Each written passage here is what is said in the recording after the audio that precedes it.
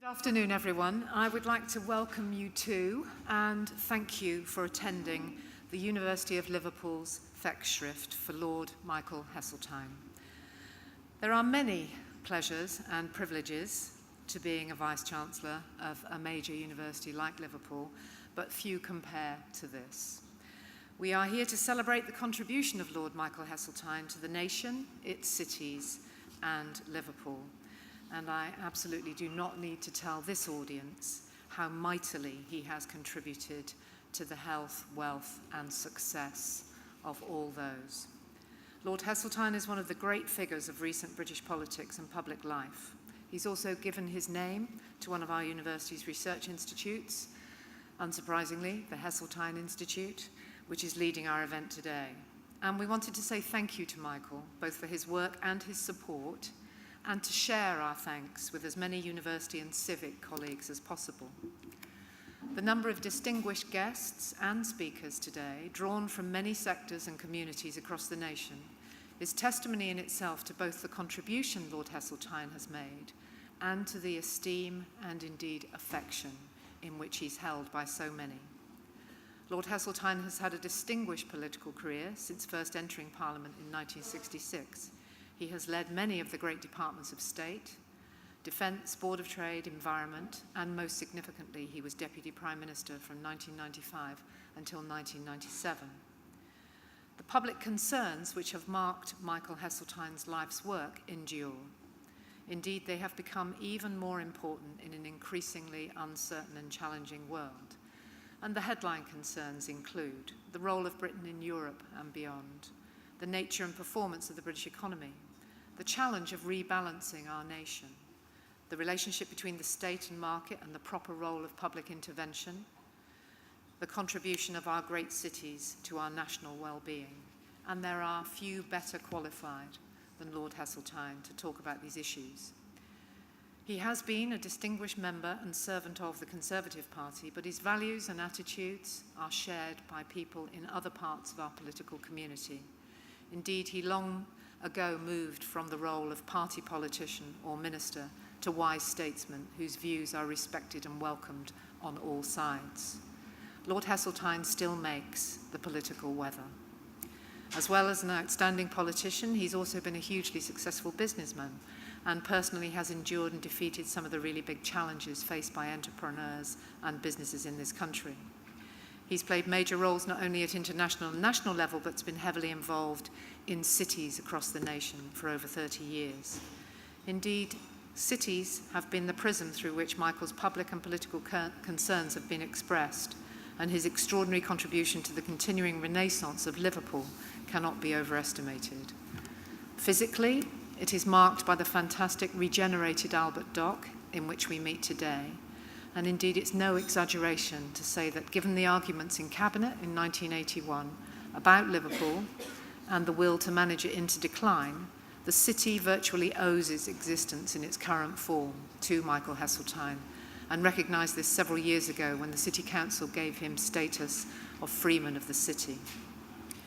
So I'm delighted that today my university is adding our thanks to theirs. I'm looking forward to listening to so many of Lord Heseltine's former colleagues as they share their views, experiences, and memories of working with him, celebrating his contribution to the nation, its cities, and specifically Liverpool, and hearing his own views on where the nation should be going next. So once again, thank you for coming, and a warm welcome to you all. And I'll now return you to Michael Parkinson to lead us through our celebration. Thank you.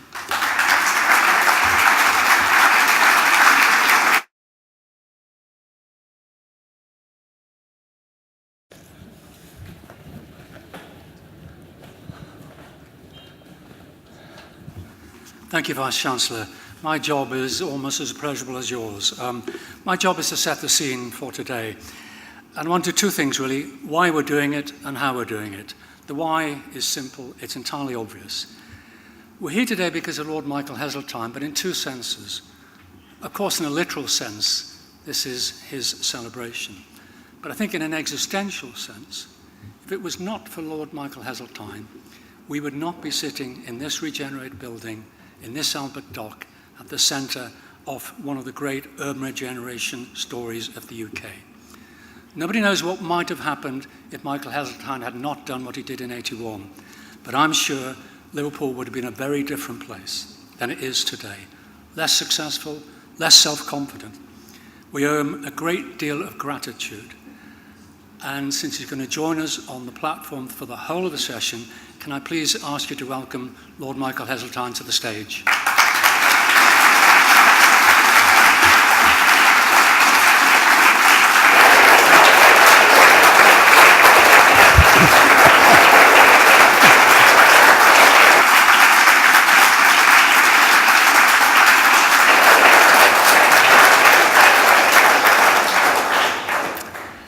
I brought my handkerchief. The Vice-Chancellor has said Michael has been concerned with all the great issues of the day, Europe, industry, but often through the prism of cities.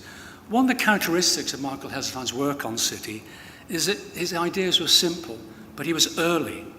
Often they were controversial and they were introduced, but they nearly all worked. Development corporations, city challenge, metro mayors, city regions, public-private partnerships. These are the issues and initiatives which Michael Heseltine brought to us. And perhaps City Challenge is the best thing we have had in this country.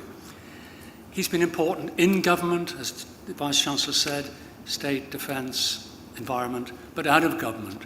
When New Labour is in control, Michael Heseltine advised the Conservative government, and until recently he was advising this Conservative government.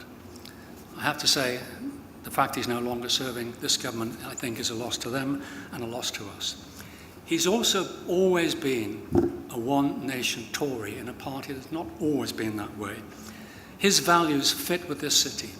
This morning, my Scouse Milky said, "What are you doing today?" I said, "I'm doing Lord Heseltine." And he said straight away, the Tory with a heart. Unlike so many others, a human being. I owe a personal debt to Michael.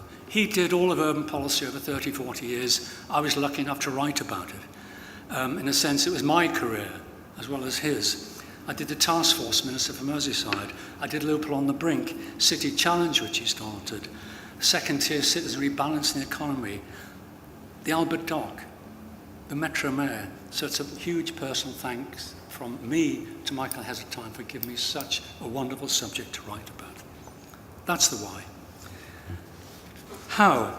I'm going to lead us through a conversation with you and with distinguished colleagues who played important parts in national and local roles with Michael Heseltine. As you can see, it's a very full programme. Everybody was keen to come. More people came than I imagined. One or two couldn't, and Kenneth Clark is particularly sorry to not be here, as indeed was Colette Bow, but they just couldn't do it for the diary. So in terms of organising it, we're going to go through the ages. We'll start with Liverpool in the 80s and Michael's role. It took a riot, Toxteth, Minister for Merseyside, MTF, and we'll have Max Steinberg and Eric Sorensen, major players in there, to reflect on those days and I hope share some stories of those very momentous, difficult days. After that, we're going to move on to Michael Heseltine's role on a national stage then and now. We have Michael Gagan, who's a senior civil servant who made much of urban policy in the 90s, work with Michael. Secondly, I'm delighted to say we have Lord John Prescott, who not only did environment post-Michael, but was Deputy Prime Minister and a huge contribution to this development. And I'm very much looking forward to see how that conversation goes. And I'm very much hoping we'll have Lord Adonis to join us in that debate. I suspect he's trapped en route, but he's chair of the National Infrastructure Council, now focusing on most of the issues that Michael turned to in the latter part of his career, which is really competitiveness and industrial strategy. Thirdly, as he said, he did a lot for Liverpool, he does much in Manchester. I'm delighted Richard Leese is here to talk about how Michael Heseltine helped Manchester. But we didn't just want policymakers, we wanted thinkers, researchers, to look at the impact on the performance. Did the work that Michael Heseltine do put our cities and regions in a better place to compete in a global1certain economy? Philip McCann, a very distinguished scholar, recently wrote the most important book on Europe, will talk about those issues from a European perspective. Ed Cox from IPPR North will give a northern perspective, and Andrew Carter, Director of Centre for Cities, will give a national perspective. We'll end with a conversation about Liverpool, and we'll have Mayor Anderson, again, stuck in traffic. But I'm delighted to say we have Sir Terry Leahy, who, as we all know, apart from being a proper Scouser, hugely successful, wrote Rebalancing Britain with Michael Heseltine in 2011, still a fantastic document. And then, of course, the way forward, which will be Michael Heseltine's opportunity at the end of this conversation, reflect on what he's heard, but probably more importantly, look forward. I've got a big challenge. I've got a very full program. It's a very hot room. There's a lot of speakers. We don't have a lot of time. It's 3 hours. I meant to say there are facilities outside. I want my contributors to stick to time, but I want the audience to contribute. There are many people who played direct parts with Michael, so I hope you'll have a chance to comment, reflect, and thank. So with that, I'd like to formally open the first part of our session, and can I invite Max Steinberg and Eric Sorensen to come to the platform. Thank you.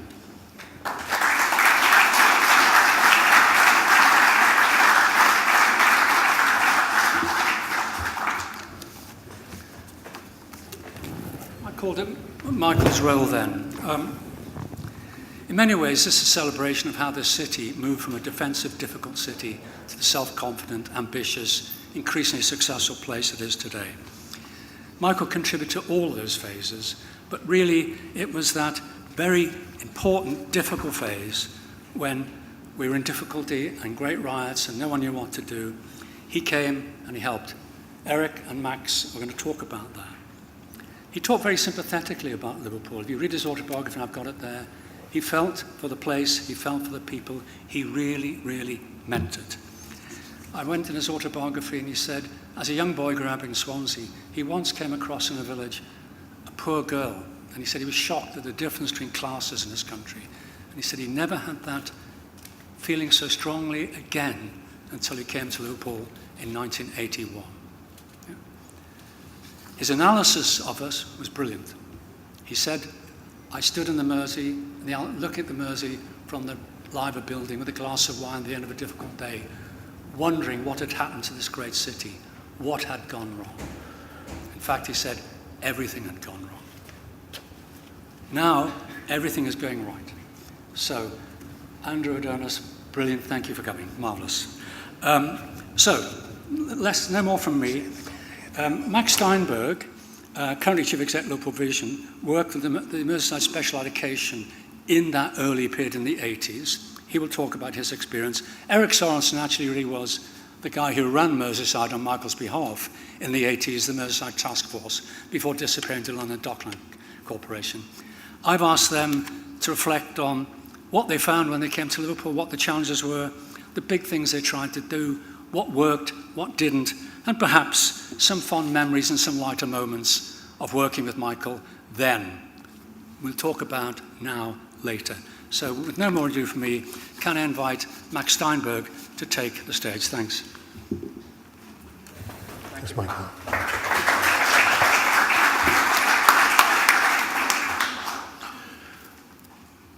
Lord Lieutenant, High Sheriff, my lords, distinguished guests. The first lesson that I learned working for Michael in 1981 was around, I think, September, October. We were going to one of many meetings that we went to, and Michael asked me what the key issues were, and I started to rehearse the brief that the civil servants at London had sent, which I think was at least 10 pages long. I didn't realise that this lesson would come in the doorway of C&A Modes, which was a shop in Liverpool, where Michael guided to me and said to me, just so you know, when you work for me, there are only ever 3 things I need to know about anything. Because as long as I know the 3 main things, everything else will follow. And so I briefed him on those 3 things. Given that lesson, I will concentrate on 3 things today only. What was the situation that confronted us in 81? What was the response that Michael led? And what have we learned? I had the opportunity, which I do once a quarter these days, to have lunch with Michael recently in London. And I asked him if he could sum up for me his impression of Liverpool in July 81. Those of you who know his story well will know that his association actually began with the city on a political basis, probably in detail around 1978-79. Anyway, his answer in typical Michael fashion, was short and to the point. He described Liverpool as bombed out. I asked some other people I worked with at the time what they thought, and I can't repeat their comments today as it's a mixed audience and I wouldn't want to upset you. But the conditions that we faced in that time were mind-boggling. And just to remind you of a few of them, this city in 81 had 78,000 council dwellings. Of those 78,000 dwellings, 38,000 dwellings had long outstanding urgent repair notices which went for over 6 months. 55,000 people in the city were unemployed. In Liverpool 8, the epicentre of the civil disturbances, 45% of the 16 to 20-year-olds were unemployed. For the black and minority ethnic communities in that area of Liverpool, the unemployment rate was 60%. There was a clear breakdown in the relationship between parts of the local population of the police, and evidence was coming forward in the August, September, October period that the police were actually in parts withdrawing from some of the frontline stations in parts of the city. It's interesting, I have a copy at home of Michael's submission, various submissions he wrote, which partly a number of us contributed to.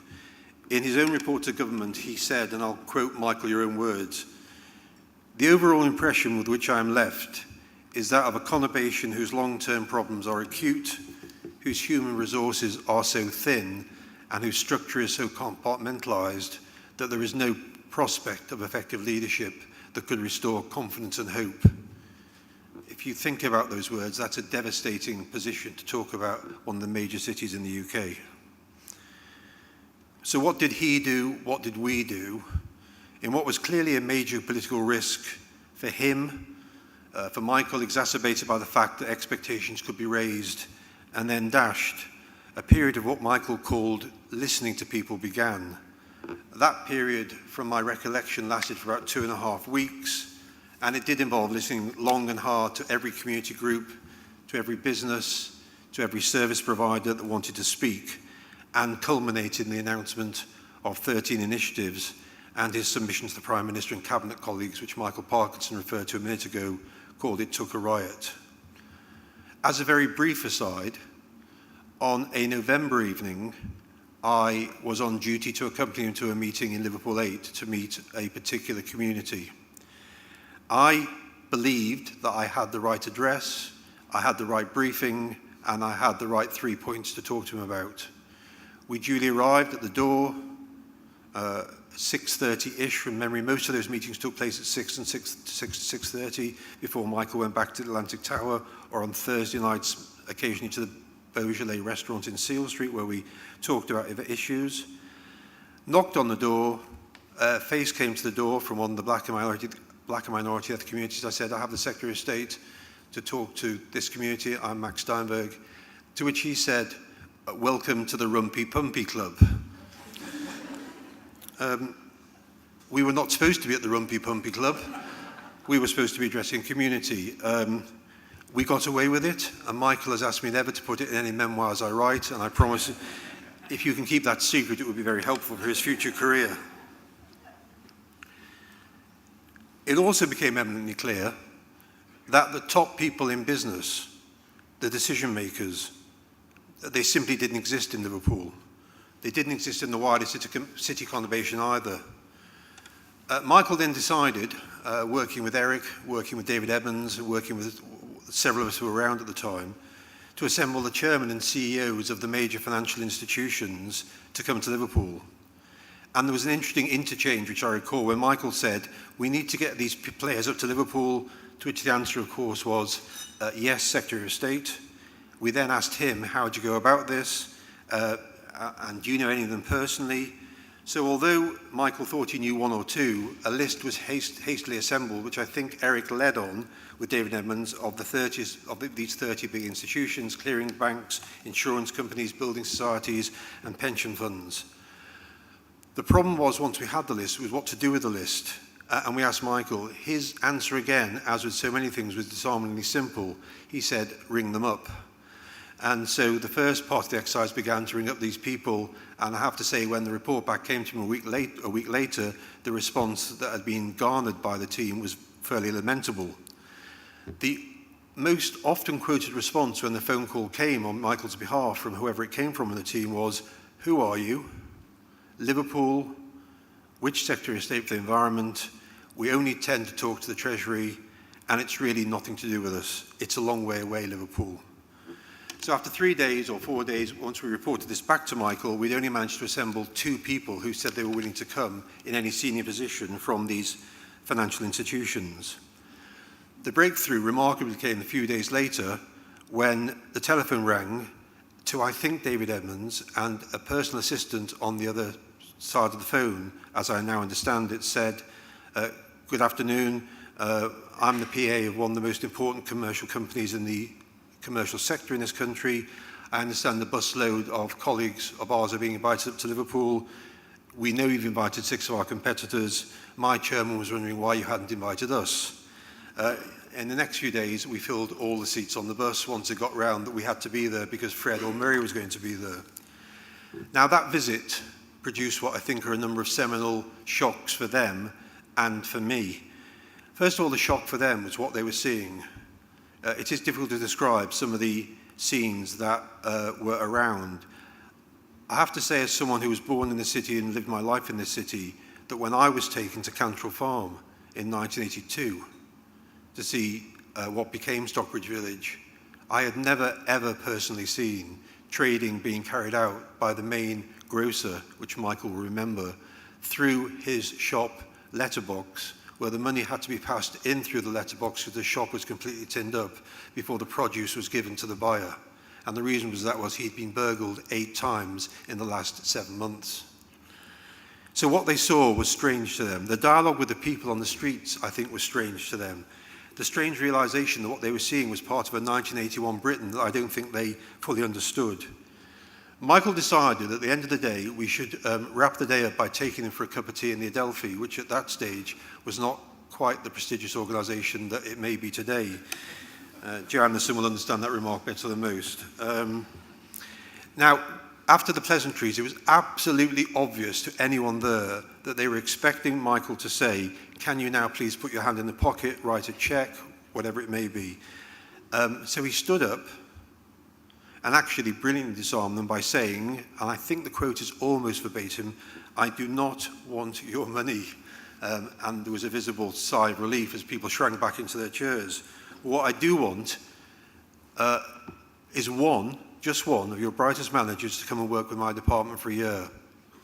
And so the Merseyside Task Force started work and crucially began to deliver a range of initiatives in the task force which Eric led and we'll talk to you about in a minute. And what did they lead on? They lead on things that we as Liverpudlians now take for granted: Wavertree Technology Park, the development of the vast derelict site outside the largest Anglican cathedral in Western Europe, the regeneration of Albert Dock, which Michael Parkins has mentioned, from dereliction to major tourist attraction, the improvement and renovation of Prince's Boulevard, and the transformation of the Cantrell Farm estate into Stockbridge Village, a remarkable transformation in anybody's language. But what Michael also gave rise to was a number of reports with new ideas. In my view, as someone who worked through that period of time, one of the most far-sighted proposals led to the introduction of Urban Development Grant. And those of you who are old enough to remember that will know what a boon it was to many cities, and Richard for Manchester as well as many other cities. It was developed on a US model, and it set the foundation of initiatives that encouraged the private sector to work with the public sector to rebuild parts of cities. And significant parts of Baltimore, Minneapolis, and Boston and other cities benefited from the American equivalent. So what have we learned?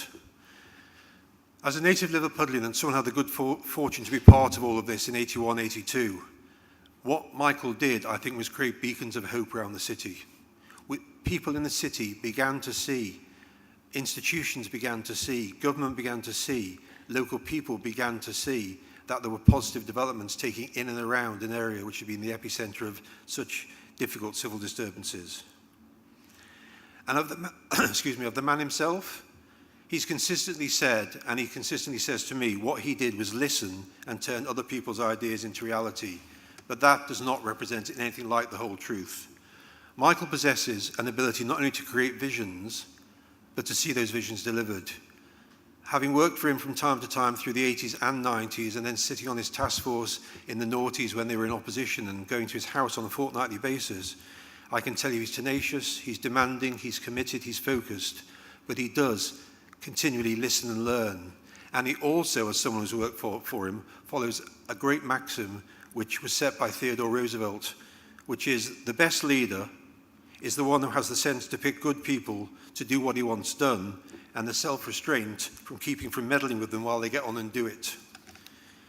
I'm firmly of the view that the renaissance in this city, which has been taken over by people like Joe Anderson and others in the last 10, 15, 20 years, has taken place because of what Michael undertook in those seminal formative years. I'm not sure anyone else could have done it. A huge thank you to Lord Michael Heseltine.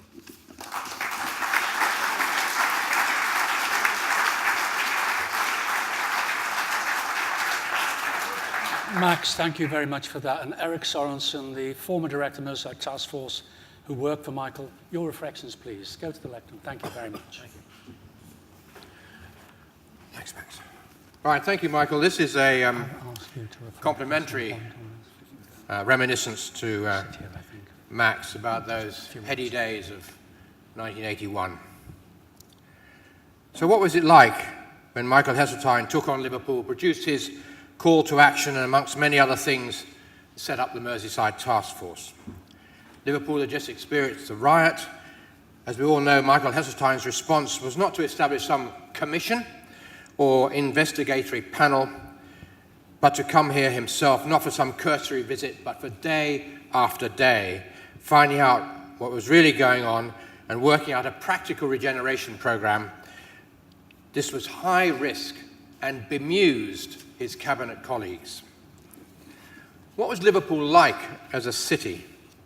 As with the East End of London, it had been bombed during World War II, and this had both caused tragic loss of life and serious damage to the urban fabric which knitted the city together. And as with London, the historic docks there for decade after decade were being rapidly overcome by industrial change and speedily consolidated at Seaforth, several miles to the north. Much of the place looked derelict because it was. Liverpool is blessed by stunningly fine architecture, both monuments to its commercial success and more utilitarian buildings and warehouses which tower over the streets and add to the city's fine character. The topography of the city, the sloping streets, the escarpments, and of course the brown river are inescapable features. But we must not be sentimental. Many, many living and working conditions were harsh and basic and not to be tolerated. The governmental response to cities in the 50s, the 60s, and into the 70s was simplistic and crude. It was slum clearance and new social housing, reducing the population, making space for modern retail, making space for car travel, zoning of uses. Gradually, there was a massive reaction to this approach which guaranteed cities' decline, ignored their complexity and interactions of city life, gave too little thought to their economic base. All this so wonderfully articulated by Jane Jacobs in The Death and Life of Great American Cities. In 1981, Liverpool exemplified this crude approach to planning and development. There seemed to be urban motorways all over the place. There were vast spaces where there should be places, too much dereliction where there should be business activity. The docks, previously central to the economy, were derelict. Too many of Liverpool's people had gone to new towns or wherever. And key features which gave Liverpool such character, such as the overhead railway, had long since been demolished. Could that have been Liverpool's answer to the New York High Line? There were already Haseltine initiatives. The Merseyside Development Corporation had just been set up without political opposition to rejuvenate the docks, and London Docklands would soon follow. He had kept the urban programme partnership structure as a means to channel resources to the city, but added a strong private sector input reflecting his view that if the business base wasn't influential and vibrant, other initiatives would simply be vitiated. Liverpool is an Irish-influenced city. Even in the 1960s and maybe later, the Orange Order marched in the city streets. Up King Billy and the Orange Lily. That was a rubbish accent, sorry about that. Answered by, of course, similar occasions on St. Patrick's Day. So politics was fractured. Interestingly, in 1981, local government leadership was Liberal, with Trevor Jones as leader of the City Council.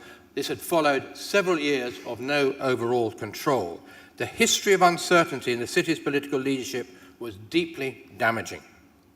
Trevor Jones had entered politics angry that his business premises, one of a group of historic warehouses, was affected by a ring road running alongside the docks, promoted by the Strategic Planning Authority, the relatively newly created Merseyside County Council. Liverpool has always been a proud city, and there was no love lost between the two authorities. Michael Heseltine saw no point in such multiple governance, and a few years later, the Metropolitan County Councils were abolished. There were strong themes in his thinking about governance at local level, clearly apparent during his Merseyside work. Strong, responsible local leadership, soon to be expressed through directly elected executive mayors.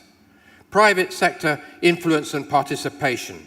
Well-targeted government support for social and economic infrastructure, which locally led businesses and others could then exploit for the benefit of the city. It sounds obvious, but it certainly wasn't like that at the time, given successive governments' approach to cities with numerous controls, obsessive strategic planning interventions, misguided industrial support, which actually denuded Liverpool by concentrating on manufacturing when Liverpool was and is a services economy. Too little insight into what makes cities work. So Liverpool had lost much of its business base. Manchester was the regional centre. Liverpool had become a branch economy, businesses having too little autonomy and at the receiving end of decision taken elsewhere.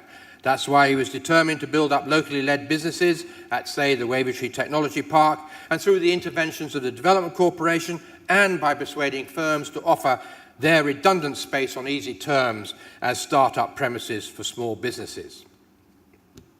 The riot. A bit of context.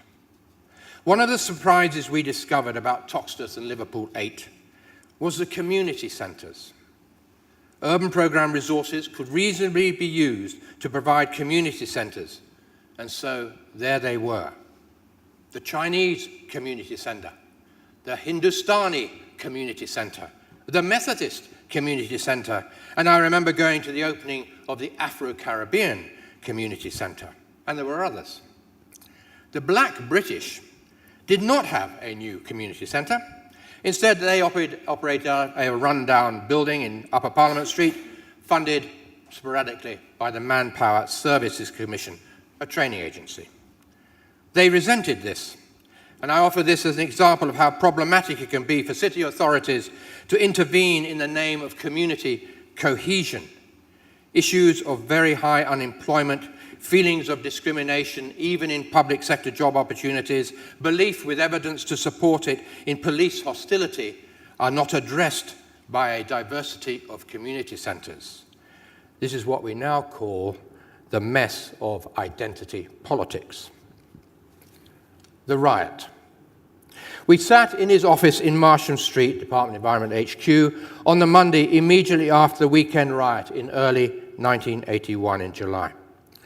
We were all concerned, obviously, about the riot, even though it was confined to a relatively small area of the city with relatively few actual rioters. Riots are necessarily worrying and evoke both the determination to restore civil society and concern about underlying dynamics. Two things I particularly remember about that meeting was Michael Heseltine's amazement and concern that no one in the city's government seemed to know about the local circumstances which might have caused the riot.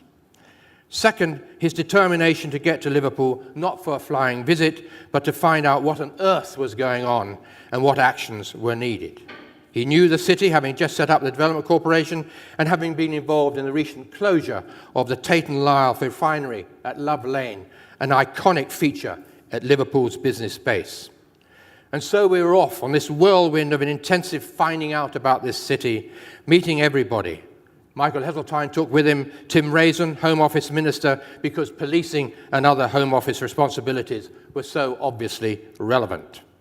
We met the black community in Toxteth, the police, the councils, business leaders. He took bankers and businessmen, as Max has said, and women in his famous bus tour so they could experience immersion into the local issues and the problems, which, if we together didn't get some kind of grip on, they would come and bite us.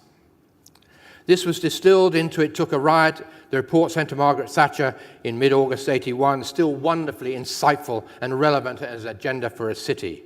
It was certainly a call for action.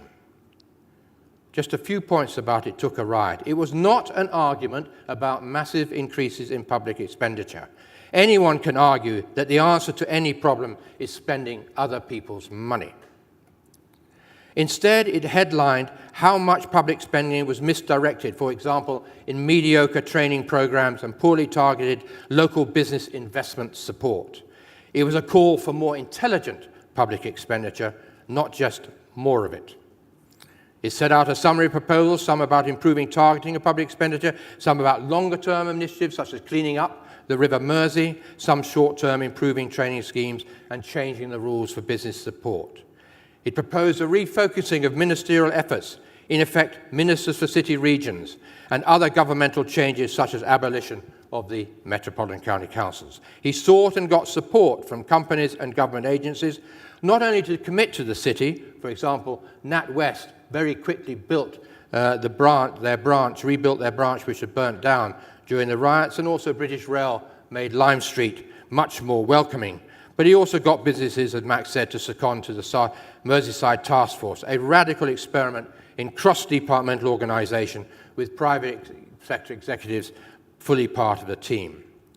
In short, this agenda was insightful but radical, but not beyond what cabinet colleagues could contemplate.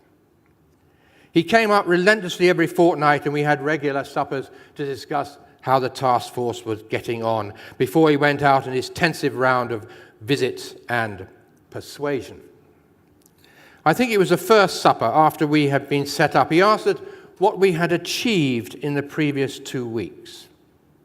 We knew we had been committed and very busy, but we were unprepared and stumbled through the issues of process, meetings, project planning, working out the next steps. We were pathetic and unconvincing. It was a sharp lesson to concentrate on outcomes. We never forgot it.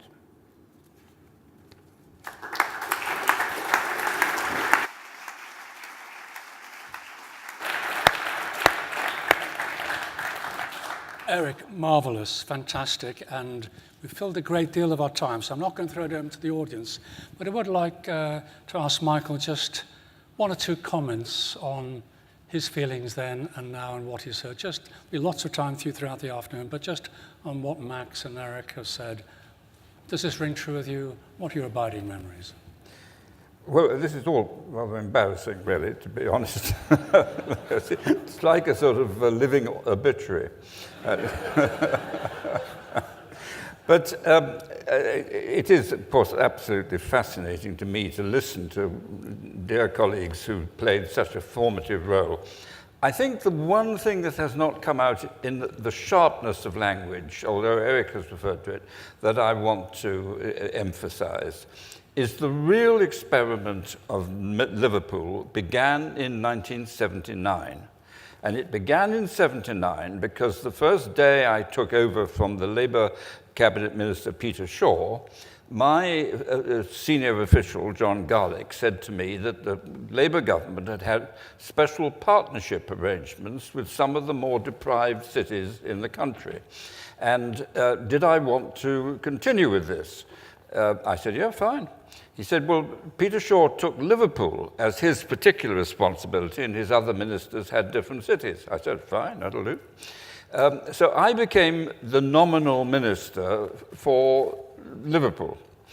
And so I had to have some policies. So I turned up here in 1979. That was when I listed the Albert Dock, full stop. The Urban Development Corporation came in 79, not Eric with no opposition, vehement opposition from the Tory-led Merseyside county, who threatened every manner of evil upon me, but I'm afraid they lost. But some of the more, in the Garden Festival, 1979, the announcement, and then two very interesting innovations. First of all, Peter Walker, who was my boss in the Department of Environment in the 70s, had created a derelict land grant, which he used to get rid of spoil tips, coal pits, all that sort of stuff in the countryside, the great eyesores of the 60s. By the time I became Secretary of State, the job was more or less done, but mercifully, the grant mechanisms had not gone. So I took those grant mechanisms out of the countryside and brought them into the urban land of the country, of these cities. In other words, we had, where you had all this polluted land, we could use exactly the same techniques as we'd used in getting rid of coal pits to clean up. And that was one step, but the interesting step to me, the one that has burgeoned through my experience, is when I said, but I will only spend this money if it is in partnership with the private sector. That was revolution in those days, believe me. So if I was going to clean up a piece of land, say an acre of dereliction, someone had to show me what they would do with the cleaned up land. And of course, the natural partners were house builders, so I said, fine, it'll cost me £1 million to clean the land. You are going to spend £2 million building houses on the land. So I got gearing for every pound of public money. Even in Liverpool at that time, I got £1.50. In London Docklands, I got £10 of private money for every pound of public money. But the second part of that revolution, and I shall never forget it, is when some journalist, presumably from the Liverpool Echo, said to me, it's very interesting, Secretary of State, all this stuff of partnership. Who is the private sector? Well, of course, there is no satisfactory answer to that question, but you can't sit as the Secretary of State and say, I don't know. So I said, oh, well, the local Chamber of Commerce. And as I said it, I thought, God, that's a mad idea. Because the Chamber of Commerce was no more prepared to be a partner in this thing than fly to the moon. But anyway, I had to say something. But there came the basis of the partnership concepts, which now runs through the distribution of public money and urban regeneration and all that sort of thing. So that was all 1979. The riot came as a profound shock. And I remember my conversation with Margaret Thatcher. I said, Margaret, look, we can do the sort of simplistic Daily Telegraph stuff about yobs on the streets and backing the police and all that stuff. I don't think it's as simple as that. I want to take 3 weeks off and walk the streets of Liverpool and tell you what I think the underlying problems are. And this is where Eric and Max absolutely got it right. Everybody here knew what was wrong when I walked the streets. It was you, him, her, them, everybody except me. There was no leadership of any sort about anything. There was just a parade of failure. It's all too much, it's all going wrong, why don't they do something about it? Again, a matter of emphasis, Eric said that I walked the streets listening for 2.5 weeks. Eric, it wasn't quite like that. I had come for 3 weeks to walk the streets to listen. But what are you doing here, Secretary of State? Oh, I'm listening. They all say we never listen, never come, never take any notice. I said, I'm listening like Billy-O. Second day, still listening, Secretary of State? Yes, of course I'm listening. Third day, is that all you're doing, Secretary of State? Just listening? And now it dawned on me very rapidly that there was no way out with just listening. So by the end of the 3 weeks, we had to have a list of, and it was 30 specific projects that we were going to tackle, and with the task force, which Eric led, public and private sector mixture, And that was, Eric said it was every 2 weeks. I think it was every Thursday night. But anyway, that's a bit of history. I used to come up here, and Eric and his team would have a loose leaf notebook, one page of which was Project 1, page 30 was Project 30, and on the dinner on the Thursday night, we went through every page. And on the Friday, we troubleshot. And that's where that tear-jerking, and really, I do promise you, it was tear-jerking, memory came of the Atlantic Tower, 6th floor, awful tiger bedspread, looking out of the window when they'd all gone home with a glass of wine, looking at the open sewer of the Mersey. And I can even feel now today the tears as I watched what we had done to the lifeblood of the city. So anyway, that's history. Wonderful history. Thank you very much indeed, Michael. There'll be more chance to speak later on various themes. In view of time, can I ask Max and Eric to depart the stage, passing on their microphones to the technician. I want to invite to the stage now Mike Gagan, Lord John Prescott, and Lord Adonis once he has been mic'd up, my lord. So if you'd make your way over to the technician, then join us. Many thanks. Can someone... John, you can sit next to Michael. Sit there, Michael.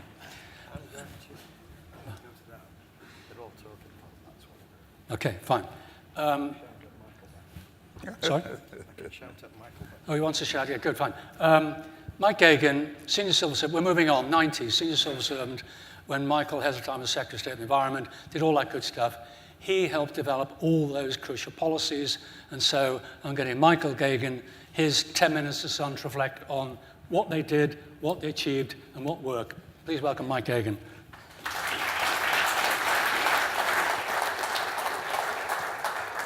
Thank you, Michael. You've heard a great deal about the history before Lord Heseltine. I'm not going to go into that. One point I would make, though, was Peter Shaw's Policy for the Inner City White Paper was actually the first one to talk about realigning main programmes, which is still a theme today, and it's something we've striven for over several decades, but we've rarely really achieved.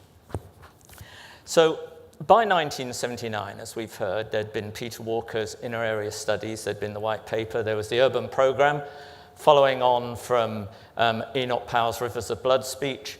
So there was quite a lot of policy attention on the inner city, but very little policy activity. And of course, at the same time, Britain was going through that major period of deindustrialization with the closure of industry, the closure of the ports, and so forth. And that's where, as far as I'm concerned, Lord Heseltine really enters the scene. Because now, when UDCs are part of the history books now, but in their time, I think we have to remember just how radical they were.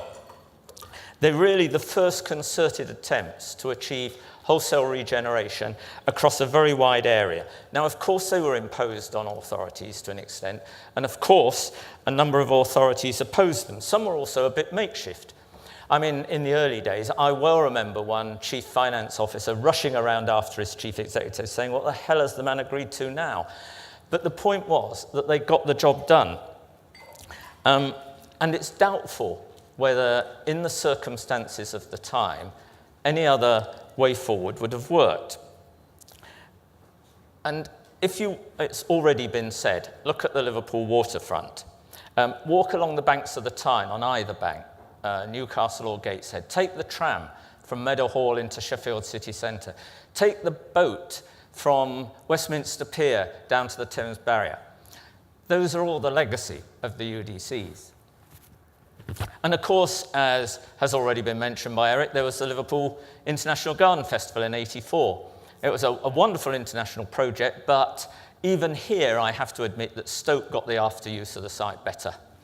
So there are always lessons. The UDCs were attacked for being centralist, which they were, although I have to say the shrewd authorities swallowed their pride and cheerfully took the money.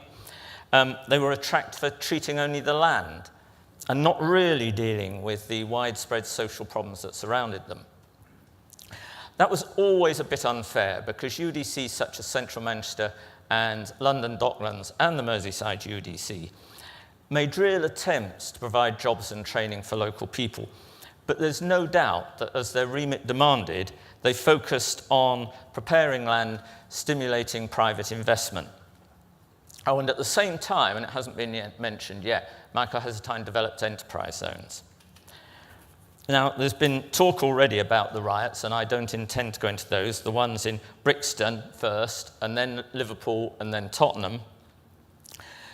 And there was, of course, the Scarman report, but the response, to be honest, was somewhat mooted. And really, the changes in urban policy had to await Michael Heseltine's return to the Department of Environment in 1990. And I agree with what Michael Parkinson said, that City Challenge, which then ensued, was really the radical policy that brought about wholesale change in regeneration around this country. It demanded, contrary to previous experience, that local authorities took the lead with a range of their partners in tackling the most deprived neighbourhoods. It asked how local main programmes would be brought alongside. Finally, each strategy had to define the results that they would achieve.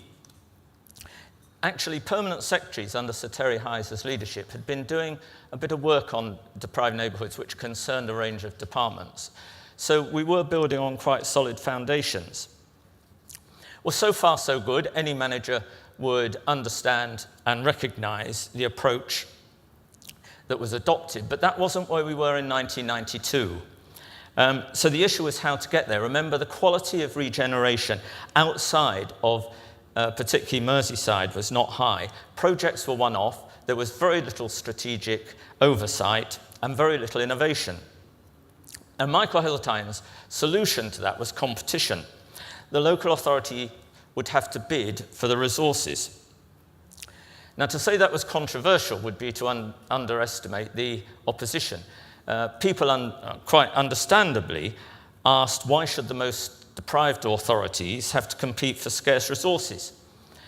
I remember, I think it was a meeting of regional directors, where each new policy, and there were quite a lot of them at the time, were accorded the name of a book or a film. And one was The Old Curiosity Shop. Well, City Challenge was branded as Lethal Weapon 2, which showed some of the thinking at the time. But Michael Heseltine stuck to his guns. He was convinced that competition would lead to a vast increase in quality, and that actually was the case. Anyone who sat through the first and second rounds of the bids, the presentations by local authorities and their partners as to what they would achieve, couldn't help but be struck by the vast improvement in quality between that first and second round, because local authorities had really risen to the challenge. It almost wasn't called City Challenge. It was due to be launched on the 25th of May 1991. We had the press notices already. Civil servants are not very good at names. It was called something like Areas of Particular Deprivation, I think. And it was only when the press notices were shown to Michael Heseltine that the horrible truth dawned, and we had to pulp the press notices. And we were sent away to Robert Key's office to come up with a list of names, and City Challenge was one of them. And that was how City Challenge was born. And like UDC's, City Challenge delivered, and I think that's the theme of this afternoon. It brought a complete new dynamism to neighbourhood renewal because, as I've already said, local authorities and their partners rose to the challenge and deals were done. Of course, it had its shortcomings. Central government was to an extent at fault in that it didn't align main programmes as much as it should have done. Some schemes were over-ambitious. But overall, it worked superbly. And again, for a legacy, take a walk around Hume in Manchester. Go to Brixton or Middlesbrough or any City Challenge neighbourhood and you'll find a legacy there. But its main legacy, I think, has been in changing the nature of the approach to regeneration, the partnership approach, focusing on achievements on the ground. And of course, Michael Heseltine then was instrumental subsequently in creating the single regeneration budget. But to be truthful, the SRB reduced, removed the patchwork quilt of funding streams. And then in between all that, in 1996, there was the awful Ira Bomb outside the Arndale Centre in Manchester. the biggest bomb in Britain since the war. Michael Heseltine was then Deputy Prime Minister, and he was a very strong supporter of the outstanding efforts which Manchester made in the aftermath of that bomb. But going back to urban policy, it's clear, as I've already said, that Michael Heseltine created a template which we've followed ever since, right through to the housing market renewal pathfinders, though I know that particular policy was a bit controversial in this city. Now, City Challenge was something of a misnomer because it wasn't really about the city. It was about the most deprived neighbourhoods. It didn't seek to tackle the city overall. City Pride and City Deal started that process. But I think the real action now is with the directly elected mayors for the conurbations under the 2016 Devolution Act, where again, Michael Heseltine was at the forefront of the development of that policy. And I hope and suspect that in terms of the devolution of budgets, that policy has still got some way to run. The government doesn't really now have an urban policy. I think in many authorities, the drive is being dissipated and the skills are being lost, not in all. But there remain a number of active authorities, but I think much will depend on the metro mayors. Incidentally, what an awful name that is. But with their budgets, with their planning powers, and with their mandates, I think it's there that the action in the future will lie on urban regeneration. Can I end on a personal note? It's already been said, and I endorse everything that Max said, but it was always a pleasure to work for Michael Heseltine because he was very clear what he wanted. He let you get on with it, but then challenged you. I should say, in the interests of political balance, that the same was true for any other Deputy Prime Minister who might be sitting at this table. So as we review Michael Heseltine's time in office, as I've already said, and as Eric and Max have said, it's quite clear that he changed the whole nature of urban regeneration in this country. And I think a number of towns and cities up and down the country, not only in Liverpool, but in Manchester, in Leeds, in Middlesbrough, Newcastle, Gateshead, and in London, have reason to be grateful for him. Thank you.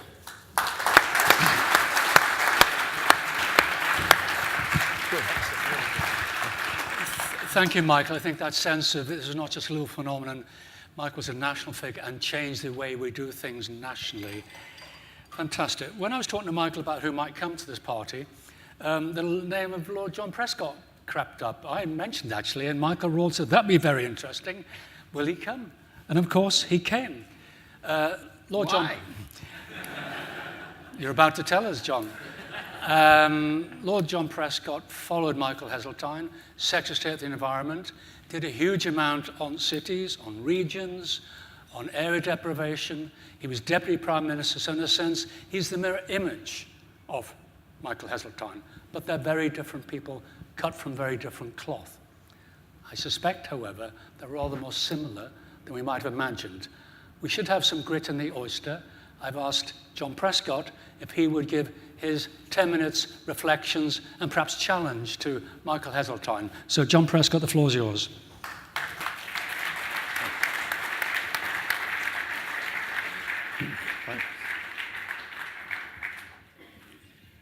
Well, why? You know, when Michael said, would you come to a celebration of Michael Heseltine? I said, what? And I said, I'd had to think. I'll come back to you, Michael. And then I began to think, there's a Mark I and a Mark II of Heseltine. He's not as he was 50 years ago or where I was 50 years ago. Liverpool was an experience for both of us. Liverpool for the experience others and Michael have talked about. But at that time when you made your maiden speech, and I've read it, Michael, you actually were very anti-intervention and planning. You were fighting the prices and incomes under George Brown, nearly said Gordon, George Brown. And then you went on very strongly at my maiden speech about how our Labour government come in, we were fighting to get the finance for the public sector ports and you were then more for privatisation. Now, our experiences of Liverpool are different. We've heard tremendous remarks about that 1981 period, which I think must have had some change in your attitude and thinking. Whereas in 1966, when you made your major speech, I was leading a major seaman strike against the Labour government with Joe in the front there, who then attacked us for being politically motivated. Well, I always thought that's what we were supposed to be. But they are different experiences. So in our maiden speeches, it reflected those experiences. And when you were attacking the public sector, the idea of the small businessman, leave it to the market, we had an ideological dispute between us. And that was the Michael Heseltine that I knew in Mark I. Of course, what you did in Liverpool, you focused attention in that period of 1981, which was extremely important. But what I'm interested in is not relating the whole periods of the policy at that time. What I am interested in is, why did the change take place? And if so, did it change me also? So I looked in your new book, pamphlet, out. Now I'm even selling your pamphlet. Industrial Strategy, Michael Heseltine. I said to Michael, I've got this book. He said, yes, I sent it you. I thought, oh, blimey. So there was some indication then in it, and I must read you, and it says in the preface, I have experienced the ever-thrilling but stormy journey through which everybody started as a small businessman must travel. And looking back, you said, it's easy to see how my views have changed and to recognize the experience that formulated those changes. You then go on to talk of some aspects of planning, of devolution you'd never talked about when you first started along this road. So I thought that was interesting. But I subjected myself to the same analysis. What has happened over that period of time? How is it that I'm here in the celebration to Michael Heseltine about his contribution, which undoubtedly has been tremendous and has been particularly here in Liverpool as elsewhere? So I have no problem whatsoever thanking Mark II Heseltine. I'd have had a great difficulty in Mark I.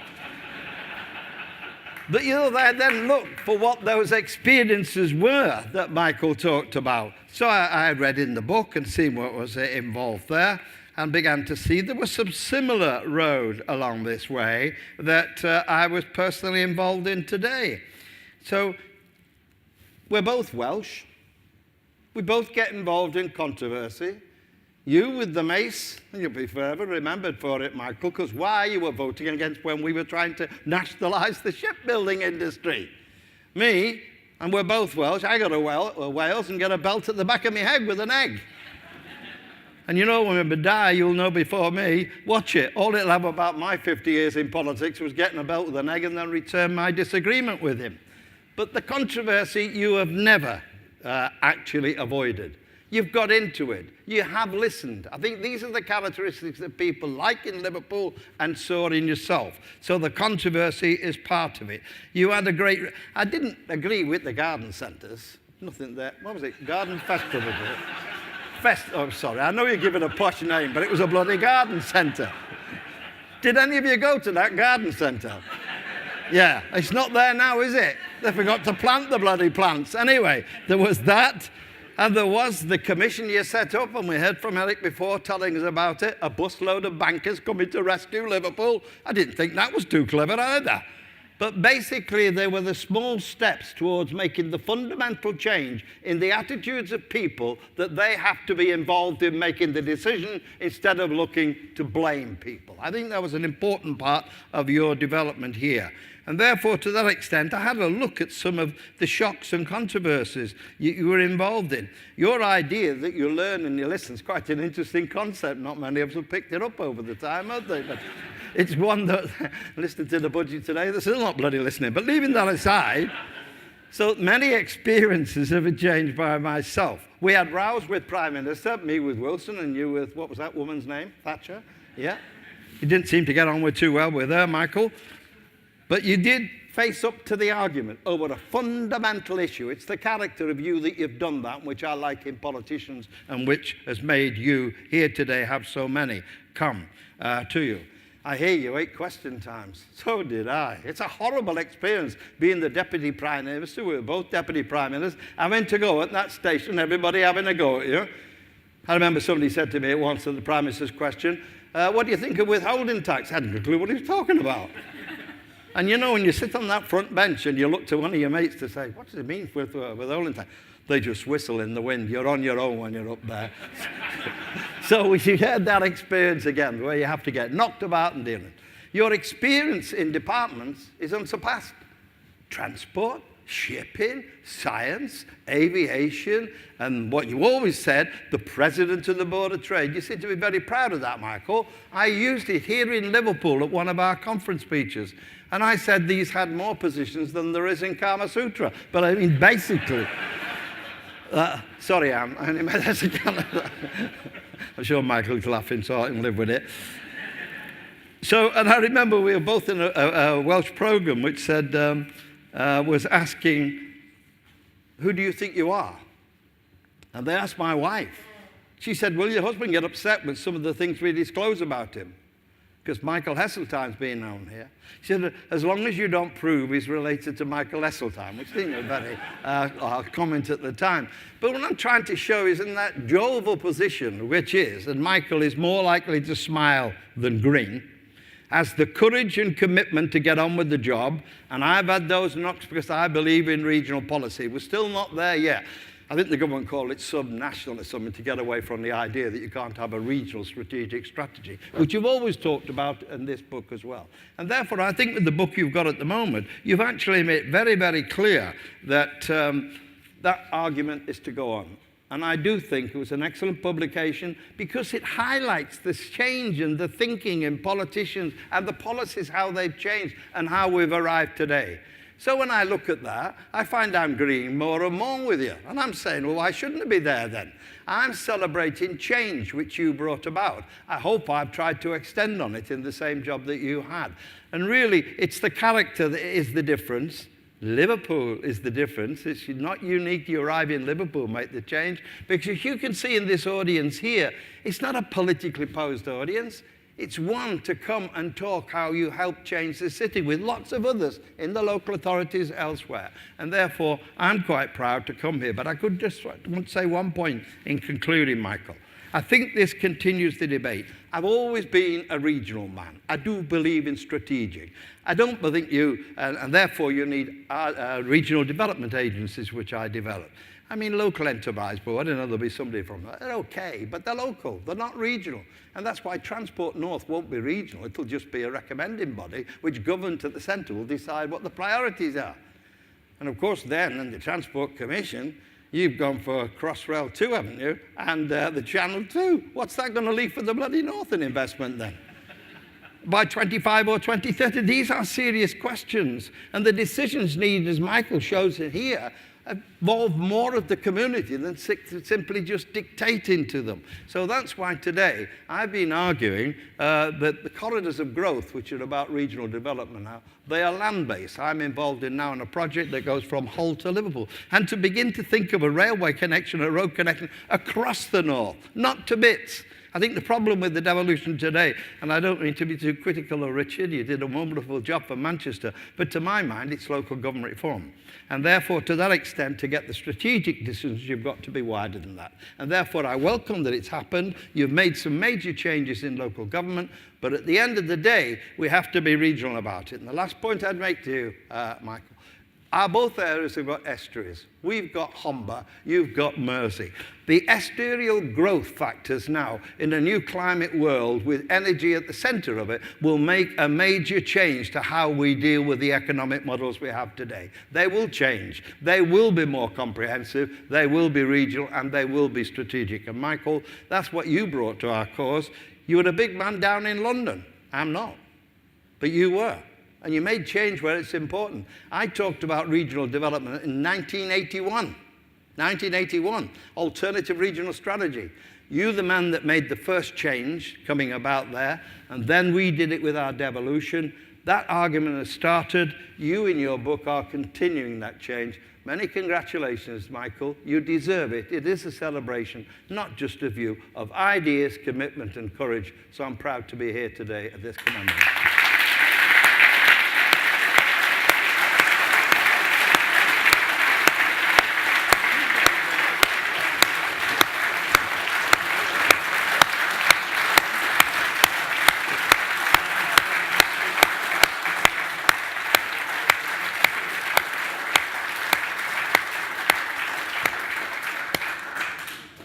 John, many thanks as the audience. That was absolutely wonderful and moving.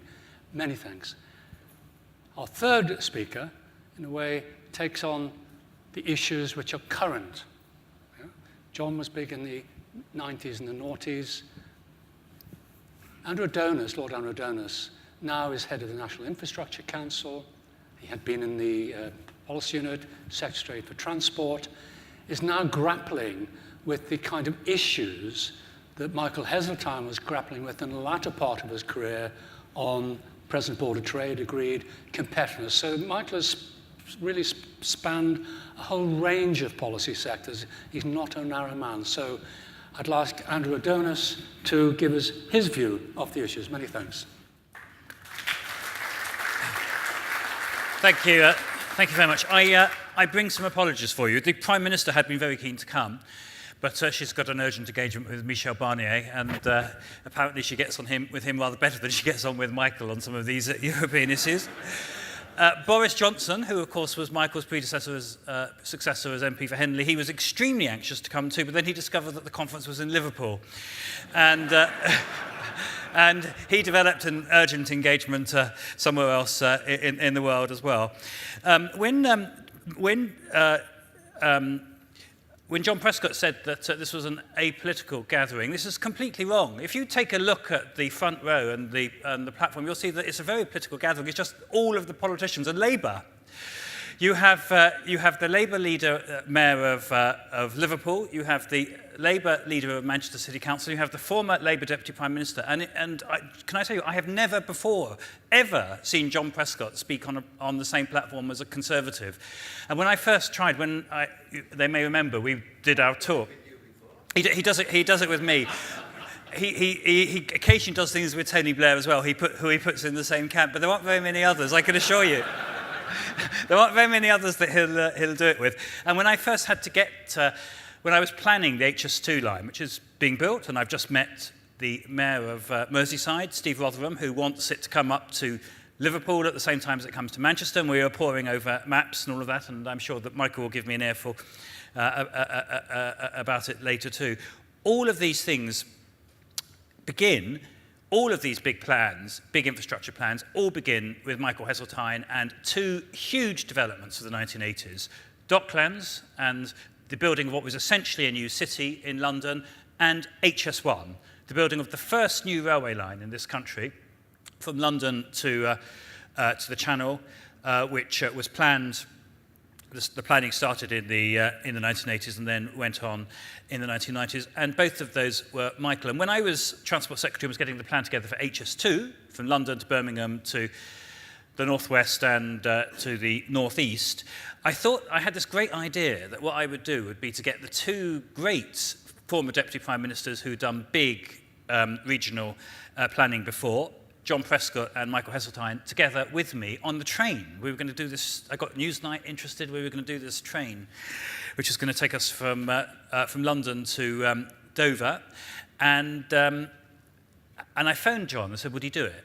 And he said, well, I might do it. He said, actually, it was slightly less polite. He said, have I really got to do it with that Tory? He said, because he wanted to do a separate one. He didn't want to do one. And I said, it is a slight difficulty. I said that, he planned it, you finished it, because the story of HS1, by the way, you have the two heroes of HS1 on the platform here. Michael essentially got the whole of the route sorted. He understood the regeneration benefits of going east rather than through Kent. Do you remember the first plan was to go right the way through Kent and take the line down to the Channel that way, and it completely died. And what Michael did was to understand that if you took it as a regeneration project as well as a transport project, which has always been his great insight, is how you put infrastructures together with regeneration, then this could be made to work. But then, of course, the government changed in 1997, and the original HS1 company went bust, and John had to reconstitute and all that. So I said, I said to John, it is a joint project. I think you need to understand these things. And he said, why don't I go on the train going to Dover and Heseltine comes on the train coming back? And he said they can do these photoshops, whatever they call them, and put us together. I said, no, Michael, I don't think that's going to work. I need to get them together. So eventually we did get them, and I think it's right to say he enjoyed it. And ever since, you can't get them off a joint platform together. I mean, they've been, which is great. What are my reflections on Michael? There are so many of them, it's hard to know where to start. I spent several years grappling with Michael Heseltine without ever having met him, because I was a young academic, and the first book I wrote was on the rise and fall of the poll tax. Now, on the films, poll tax, the Titanic. I mean, arguably, until Brexit, the single biggest self-inflicted. I mean, the problem with government is lots of things happen to you in government, which you have to deal with. Some of them are really terrible. Like the riots in Merseyside, the Brixton riots, really serious civic unrest that we had in the 80s, which is one of the things that Michael was grappling with. And from my own experience of government, about half of what you do in government, about half, is simply reacting to events and to crises, which are hugely difficult. The thing you need to avoid as a politician is the self-inflicted disasters, because there's no excuse for those. The single two biggest self-inflicted disasters of my time following politics are Brexit, which is taking place at the moment, and there's nobody working harder to stop it than Michael. The reason he's no longer on my commission, the National Infrastructure Commission, which he was a founder member of and did brilliant work, is he was sacked overnight because he dared to speak and vote in the House of Lords against Brexit. Well, let me say, there's nothing he is doing which is more important to the future of this country than speaking and voting against Brexit and having the courage of his convictions.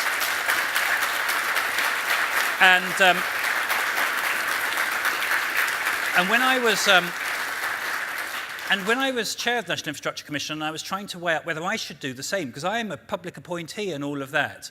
And I said to Michael, what do I do? Should I speak against Brexit? Or what should I do? Should I just keep quiet? He said, no. He said, the golden rule of life, he said, the golden rule of life is always march towards the sound of gunfire. That's a Haseltine principle. Well, he's certainly done that for most of his life. But anyway, I was writing this book on the rise and fall of the poll tax. And we interviewed, it was myself, David Butler, who's still alive at 92, the guy who invented psephology, the swing and all of that, and Tony Travers, the brilliant London policy expert at the London School of Economics.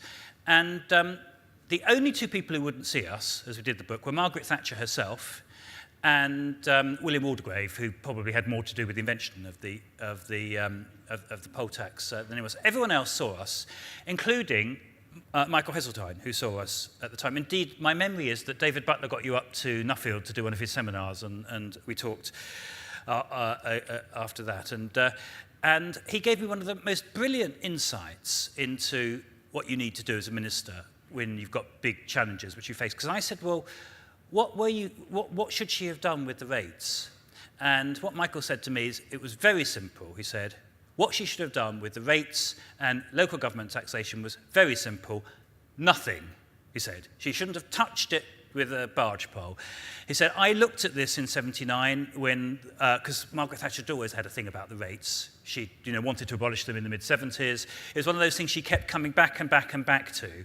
And Michael was sent off as Environment Secretary in 79 to produce papers for her on what could be done to replace the rates. Because, of course, Margaret Thatcher had this view of the whole country being these small shopkeepers and people who were having to pay rates through the nose, and this was undermining the fabric of the country and all of that. And he said, what I did was I produced a paper, he said, which said that there were 4 really horrific things you could do. He said you could bankrupt the country. Said you could go for some kind of socialist scheme. He said, I put the word socialist in the paper, like a local income tax, and imagine what's going to happen if local authorities get on with that. I said, or you could just leave well alone and keep with the status quo. And I've always remembered that because in politics, when you're doing these big things, about half of the proposals that are put before you as a minister to do things, about half of them you shouldn't do. The best thing to do by far is not to touch them. The best thing to do by far with Brexit is not to go there. It is going to undermine our international trade position, a good part of our influence as a world power and all of that. The best thing with the poll tax was not to go there at all. The big problem in politics is knowing which are the half of the things put before you you should do and which are the half that you shouldn't do. I'm always reminded of those 2 great Fabians, Beatrice and Sidney Webb, and Beatrice Webb, of course, being one of the first great feminists, a phenomenal figure who did more to it in the understanding of social policy in the first part of the 20th century than probably any other single individual. And somebody said, but Mrs. Webb, in your household, with you and Mr. Webb, who takes the decisions? And Beatrice Webb said, oh, it's very simple. In our household, Sydney takes the important decisions and I take the unimportant decisions, but I decide which are important and which are unimportant. Now, the art of politics is deciding what you're going to do, what you're not going to do, what you are simply going to give the great ignoral to, and those big things you're going to start. And one of the brilliant attributes of Michael Heseltine is that he has it with a skill matched only by one other politician who I have had anything to do with in my lifetime, and that's Roy Jenkins. And I get that in very quickly because John Prescott doesn't approve of this at all. But he has this unerring capacity with very good judgment to decide correctly what are the right things to back, what are the wrong things to back, and to go 100% behind the right things, steer like a barge pole away from the wrong things, and therefore make a great impact. And let me just end with two other reflections on Michael. He never gives up. He never gives up. If it doesn't work first time, you try it the second time. In Michael's case, looking back on his career, if it doesn't work for the first 99 times, then on the 100th time, it might come right. One of the great things he spent 20 years whistling in the wind on was mayors. Now, mayors are, at one level, a very simple idea, that you put somebody seriously in charge of a city with a democratic mandate and you let them get on with it. It's not a revolutionary idea. It's about how 95% of the cities of the world are run, which, of course, is a big problem for us in England, because the golden attribute of public policy in this country, generally speaking, is that if something is done by the rest of the world, particularly in Europe, then this is an overwhelmingly powerful reason why we shouldn't do it. So the fact that most of the rest of the world has got mayors is no good. We have had councillors and leaders of councils chosen by councillors since the Municipal Corporations Act of 1834, and if it worked in 1834, and it was the genius of English reformers in the early part of the 19th century, then the fact that everyone else has done it on a different basis since cuts no mustard at all. So it was a very difficult concept. He tried to get John Major to do the elected mayors. John wouldn't do them. He tried to get David Cameron to go with it big time. David Cameron wouldn't put it in his manifesto in 2010. What David Cameron did say, though, is that he would back referendums on mayors. Now, I don't know about you, but I've gone off referendums. I used to think that this direct democracy idea had something in it. I now think parliamentary democracy is a wonderful thing, and after the next referendum we have to undo Brexit. We should never hold another national referendum in this country ever again. And we should hold politicians to account for things for which they're responsible. There is nothing more heartrending, I can assure you, in Parliament at the moment than the infantilisation and disempowerment of members of Parliament, because their judgment on what is right for the country is being completely set aside by the decision of a referendum. Roy Jenkins, by the way, resigned as Deputy Leader of the Labour Party when he was Deputy Leader to Harold Wilson on the issue of the referendum. And I remember asking him whether he thought this was quixotic to have done it, because after all, the referendum seemed to go fine in 1975. We did see off Enoch Powell and Tony Benn. And he said to me, no, Andrew, it's not the case. He said, what are you going to do when Parliament and the people disagree on a fundamental issue? And that is the crisis that goes to the heart of the problem that we face at the moment. What do we do when the wisdom of our political leaders is at variance with the judgment? But anyway, he couldn't persuade David Cameron to put mayors for the major cities in the manifesto for 2010 because, unfortunately, most leaders of councils don't like. Actually, the leaders of the council generally do like the mayoral idea. It's all of the other 100 councillors that there are in most of these urban authorities. They're generally not too keen on it. And so the deal that was done was that there'll be referendums. Now, I'm a great fan of elected mayors and always have been. My great wistful idea was I'd love to be at some stage Mayor of London, but unfortunately the other people had other ideas and that never worked out. But I always thought that these posts were hugely important and probably could be more influential than just being an ordinary member of Parliament, and be great for our democracy too. And instead of all of the power being vested in Westminster and everyone wanting to become shadow minister for paper clips and all of that, what would be a lot better is if they actually went off and ran their home city and all of that. I mean, could be phenomenally better. I remember having this big argument with John's colleague, a very, very great friend of mine, Alan Johnson. My dad was a postman and a shop steward in Alan's union, and the great hero of his life was Alan Johnson.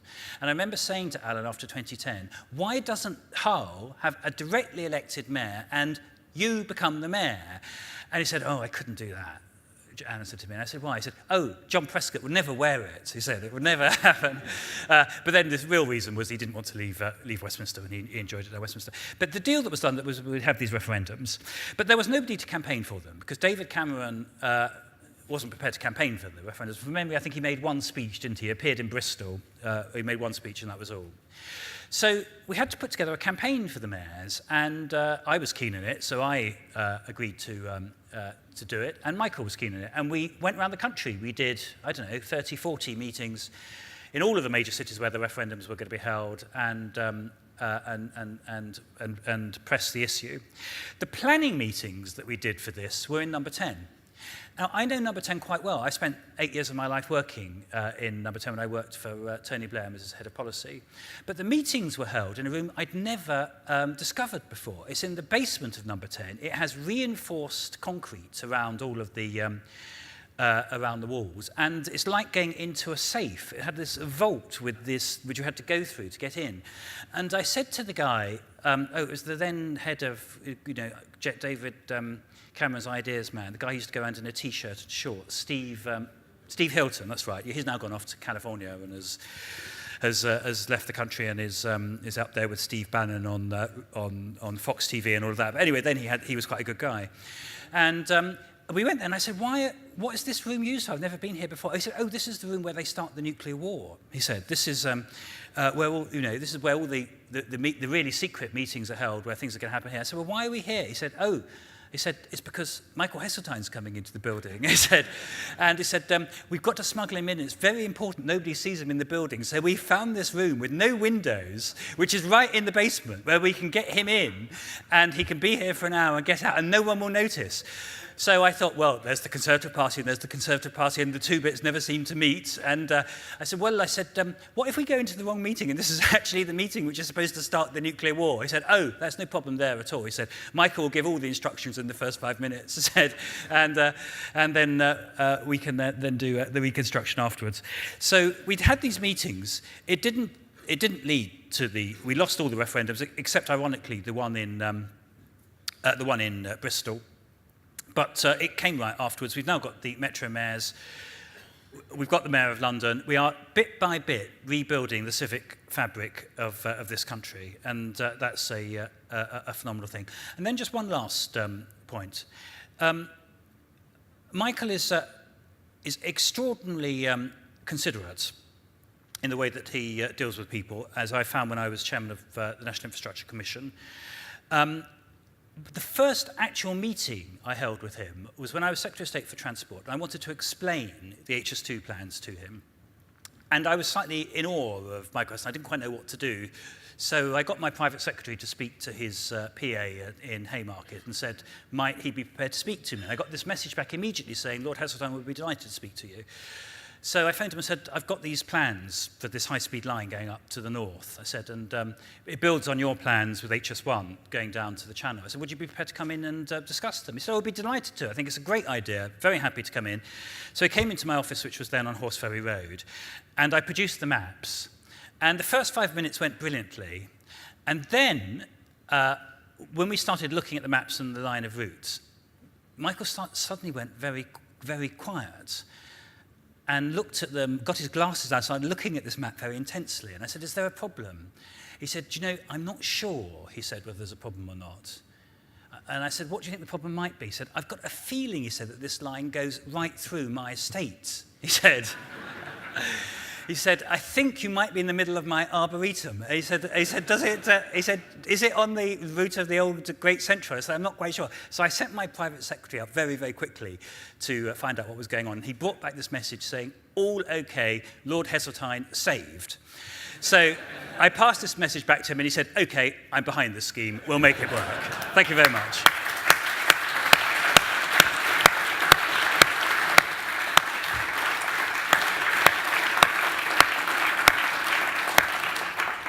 absolutely wonderful. I'm conscious of time. If there's a burning comment or question, I'll take it. But Michael Heseltine, any reflections on the challenges that John gave to you or Andrew gave to you? And it's absolutely true. Well, Kenneth Clark couldn't come, but the rest of the Labour politicians did come. Michael. Well, I mean, there have been so many things said that are so fascinating and so nice. But if I just pick on the evolution of the relationships between the firebrand of the left and the firebrand of the right, young, irresponsible, naive, slowly maturing and moving increasingly closer and closer as age withers them and all that sort of thing.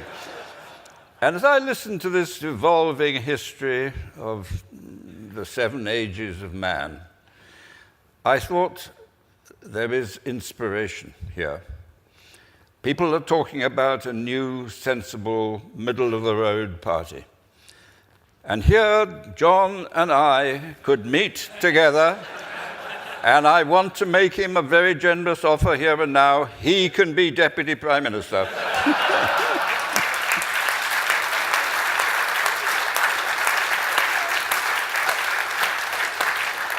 Michael, it's identified as the third way. Yes.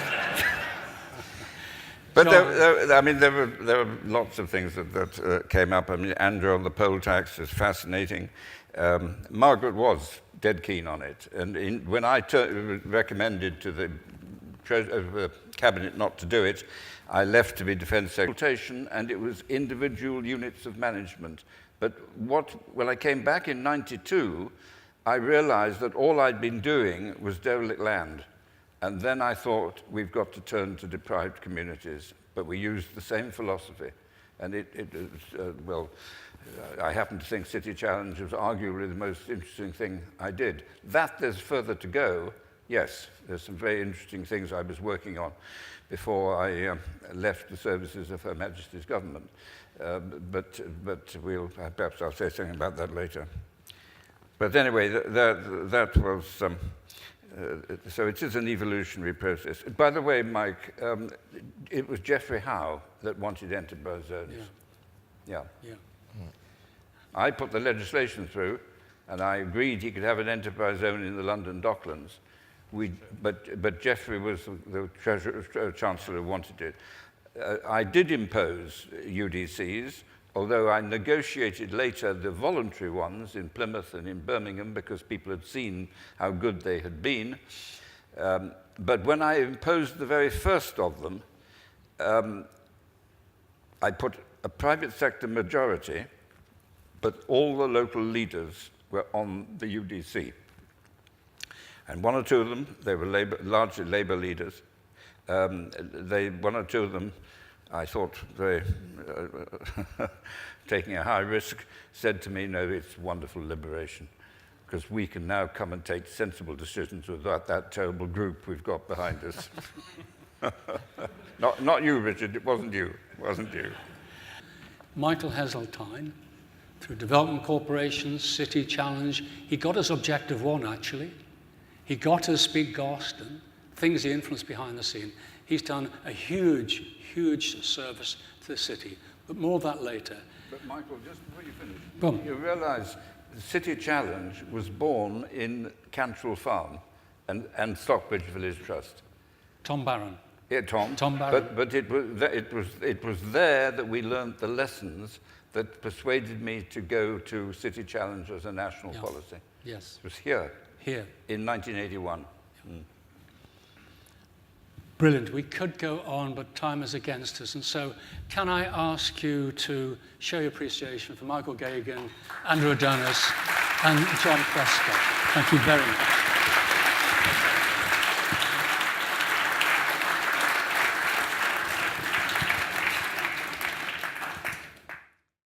I think actually some of, from my point of view, some of Michael's most interesting work has actually been probably done in the last 7 years, since 2010 and the general election then, but probably less celebrated work than some of the things previous. And I do want to talk mainly about things that happened in the 90s, but I want to really talk a little bit about the policy work that Michael's done over the past 7 years, and certainly when he wrote an economic policy document for the Conservative Party, No Stone Unturned. Andrew then rewrote it as Labour Party policy under a slightly different name, but actually you would not have seen the join between the two.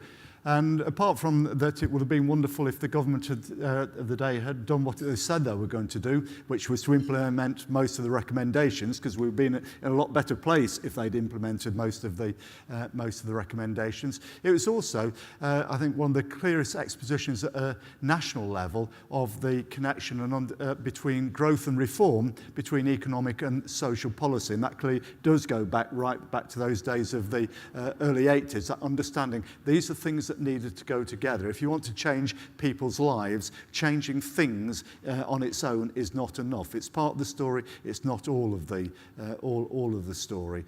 And we saw that in the Local Growth Fund, which started off as being effectively purely economic funding. Again, Michael's involvement in that was very much to try and drive them in the direction of becoming growth and reform funds, not simply growth funds. And I think that work has been really important, and again, from a Greater Manchester perspective, underpinned the extent to which we're ultimately to be able to do devolution agreements with the government, certainly driven by George Osborne, but actually I think the understanding was very much one that Michael had introduced into central government that allowed us to do that. Two things really I want to talk about. Michael's involvement in Manchester as an active politician goes back slightly longer than mine. I can see Andrew's on his phone. I think he's now tweeting the photograph of John and Michael over there, so you'll be able to go and retweet that wonderful. The formation of a new party has been captured by Andrew and is now being tweeted around the world. But of course, and particularly through the Central Manchester Development Corporation, that was I think 1988, but it went back before then. But I first met Michael Heseltine in 1990, and I remember that meeting. It was at Manchester Airport, and I was with the then leader of Manchester City Council, Graham Stringer. I was with Alan Cockshaw, then the chief executive of AMEC, and with a Canadian urban planner, Joe Berridge. And what we presented with Michael was a vision for Hume. An area that had been rebuilt in the late 60s, early 70s, and had been rebuilt so successfully that the family housing was declared unfit for families within 18 months of it being open. It was an absolute disaster area, probably the worst council housing anywhere in Europe, never mind this country. And we presented this vision, and so this is what we'd like to do. But at that time, there was not a mechanism for being able to take that forward. Of course, within a relatively short period of time, a mechanism appeared, and that mechanism was City Challenge. And actually, from a Manchester perspective, I'd say City Challenge, Hume City Challenge, is the most important thing that's happened to the city over the past 40 years. And that's because virtually everything that we've done since then was through skills, knowledge, ideas that we acquired through that City Challenge process. As a regeneration process, it's also been successful. Hume now, what we're talking about, 26 years on, 26 years on, the process isn't finished yet. It's one of the bits of understanding that Michael brought, is that if you want to really change areas, it takes a long time. There isn't a quick fix. City Challenge as a 5-year programme was really unusual in those days to have that length of time. So Hume phenomenally successful, but it's that willingness to buy into vision, to understand the importance of vision, to understand the importance of long-term strategy, to understand the importance of symbolic change, but not just to understand it from a distance. As happened with in 81 with Liverpool, it was a very hands-on approach. It was coming, it was listening to people, it was talking to people, and throughout the process, wanting to know what we were doing in order to achieve the outcomes that we said that we were going to achieve. To a certain extent, in Hume, you couldn't help but listen, because we had some of the best educated and most skillful activists anywhere in the country. And to a certain extent, some of the activists wanted to make sure they spoke to Haseltine before the council did.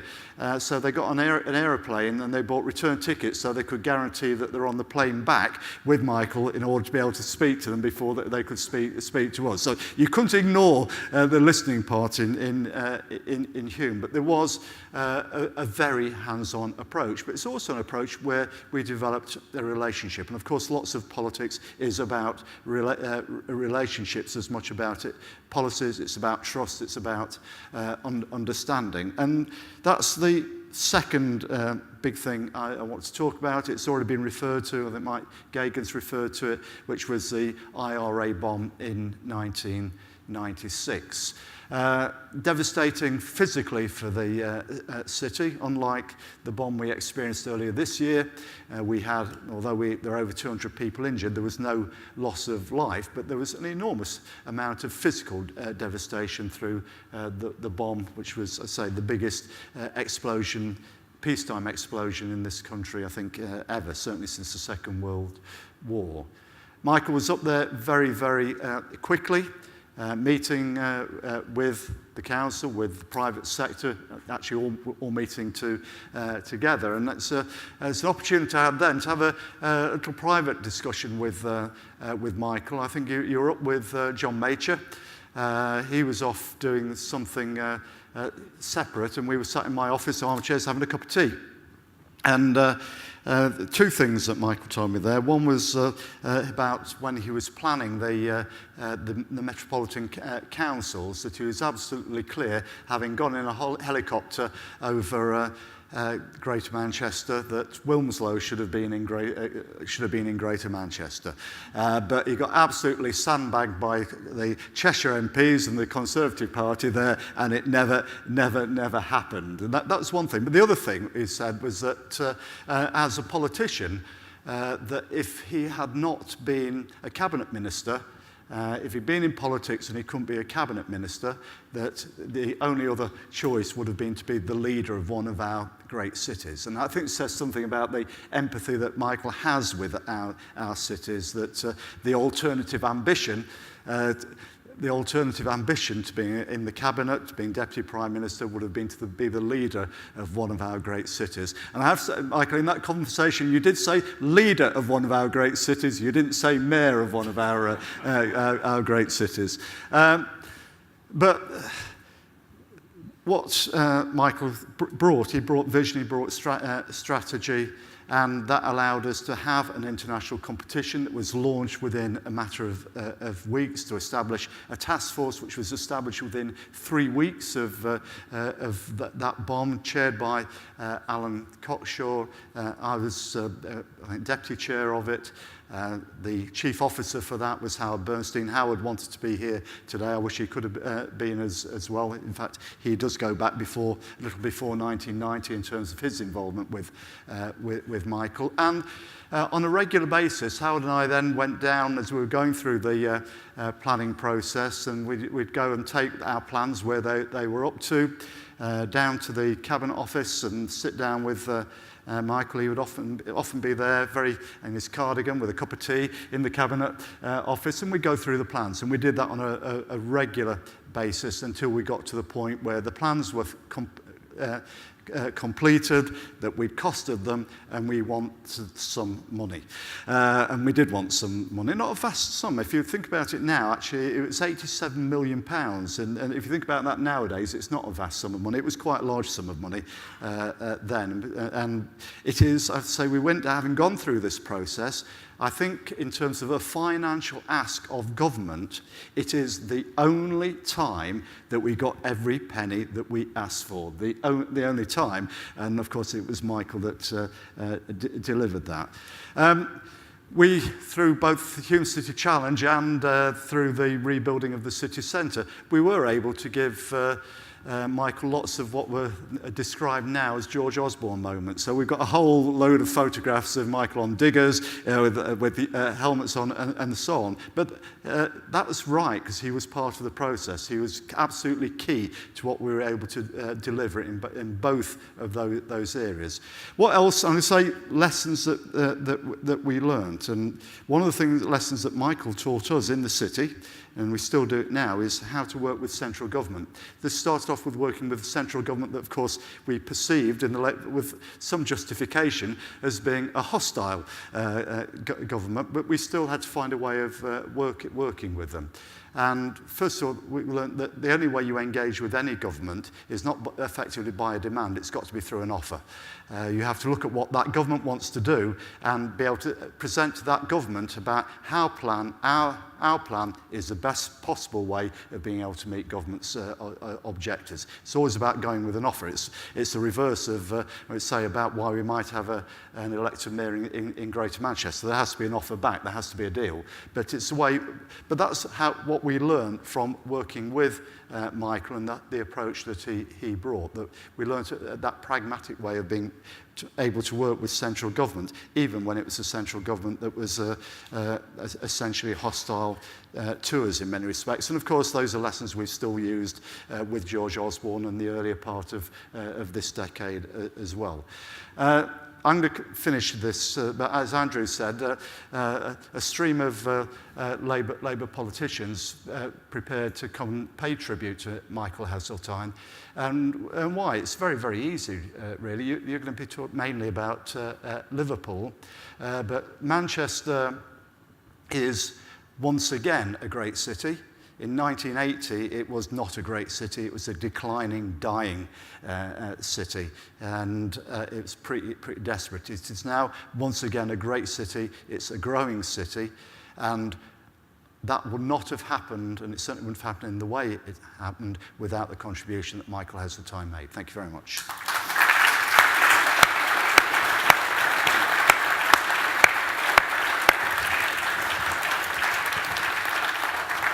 Richard, that was marvellous and generous. Many, many thanks. Can I just ask, are our next speakers being mic'd up?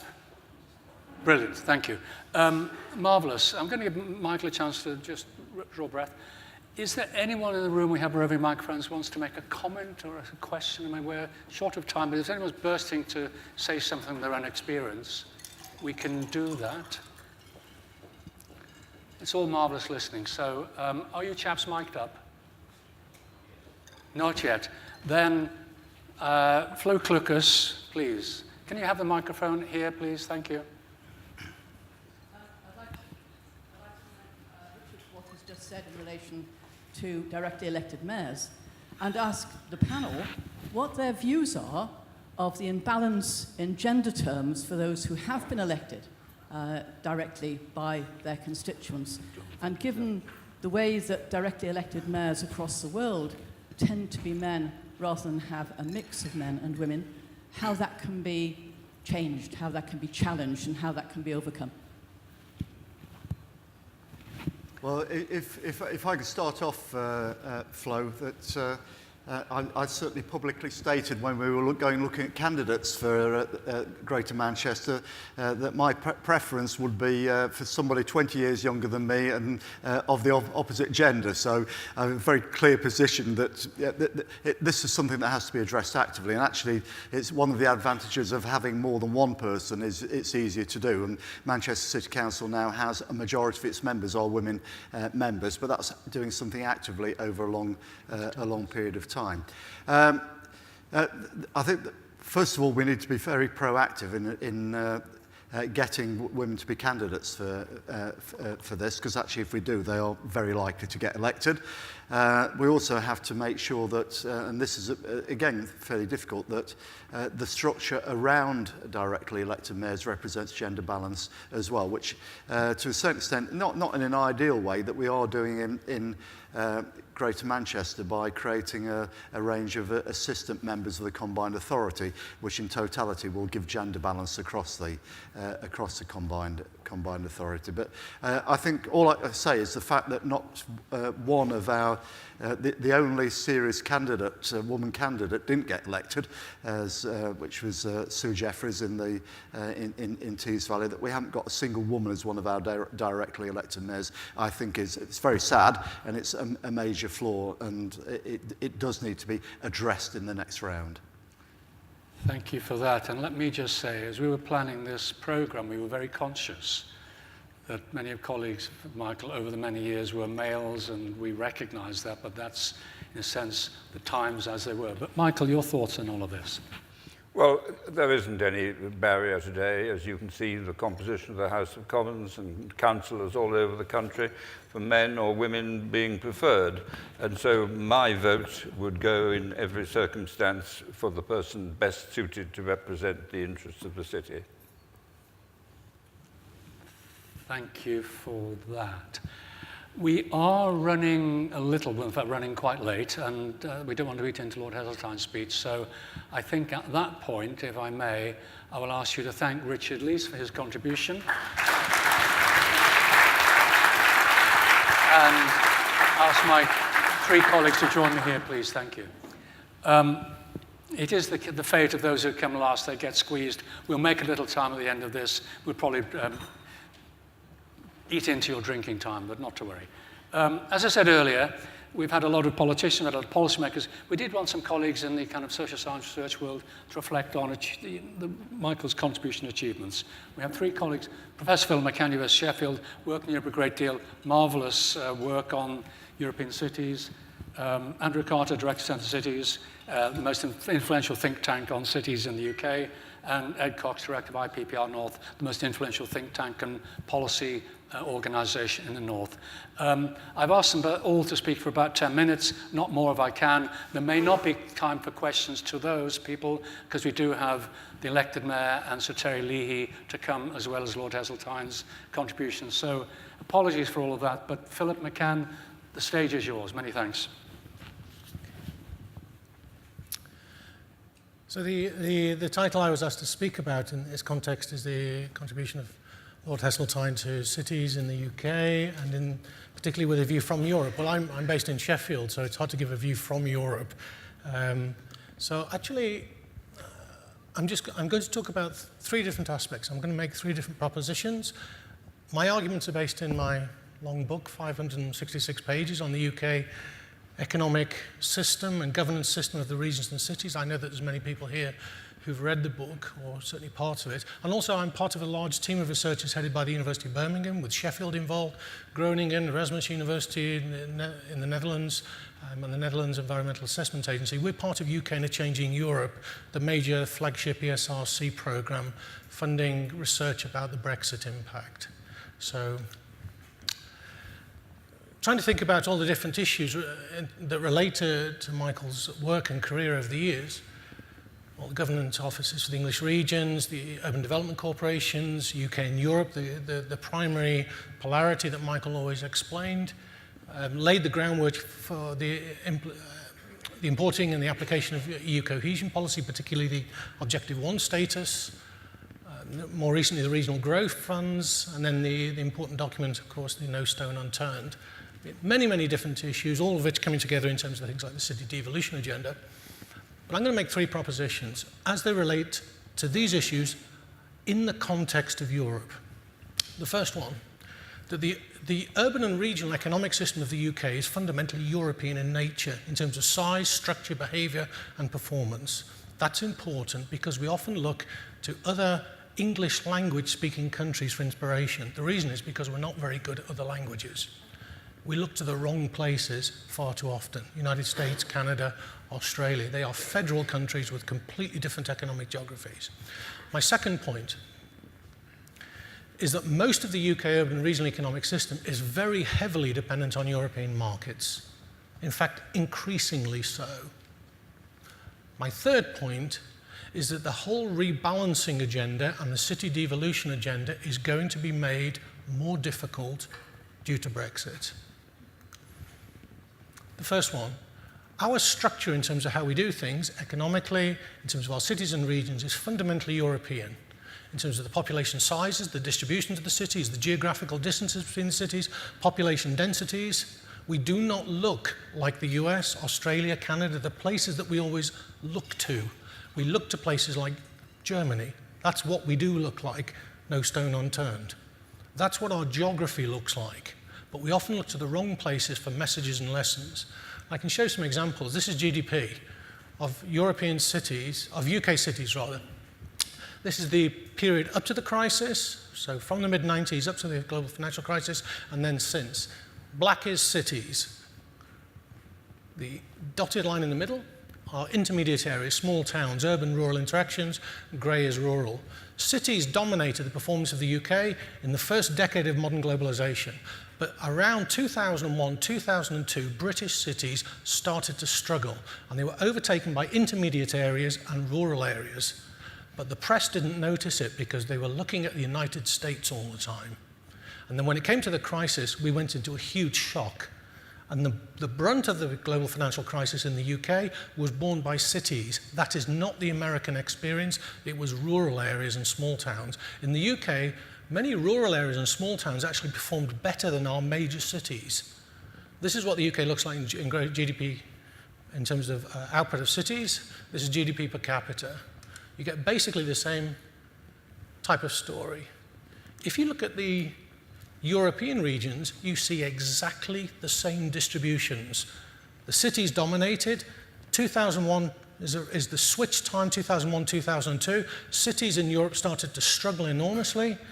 All the hierarchy went into reverse. The small towns and the rural areas actually started outperforming cities.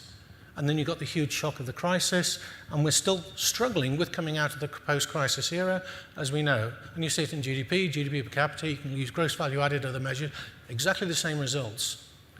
We look like other European countries in terms of our performance in terms of cities. Why is that important? Because I would argue we still have to look to Europe for the lessons of what we might do. I follow no stone unturned here. And as I say, it's to do with all of our characteristics. We are still fundamentally European when it's in terms of cities. Proposition 2 is that the impact of Europe is still very, very important. Most of our cities, most of the economic geography of the UK, cities and regions, is still fundamentally dominated by European markets. That's not what you hear in the press, but I'll show you.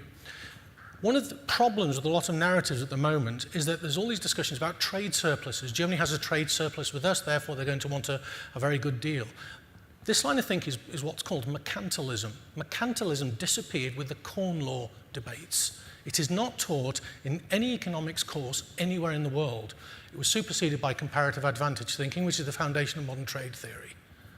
You cannot deduce anything by trade surpluses with particular countries or even particular combinations of countries, either surpluses or deficit. They are meaningless discussions. You have to look at the overall interaction of imports and exports, including re-importing and re-exporting. Remember, in the auto industry, things cross borders 6 times on average across Europe.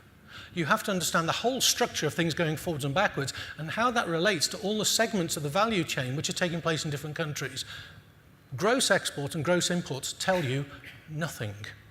You have to use different techniques. I work as part of a multinational team that uses what's called the World Import-Output Database, which links all the trade flows to all the internal structure of the economy in terms of inter-regional trade, inter-industry trade, back and forward across borders.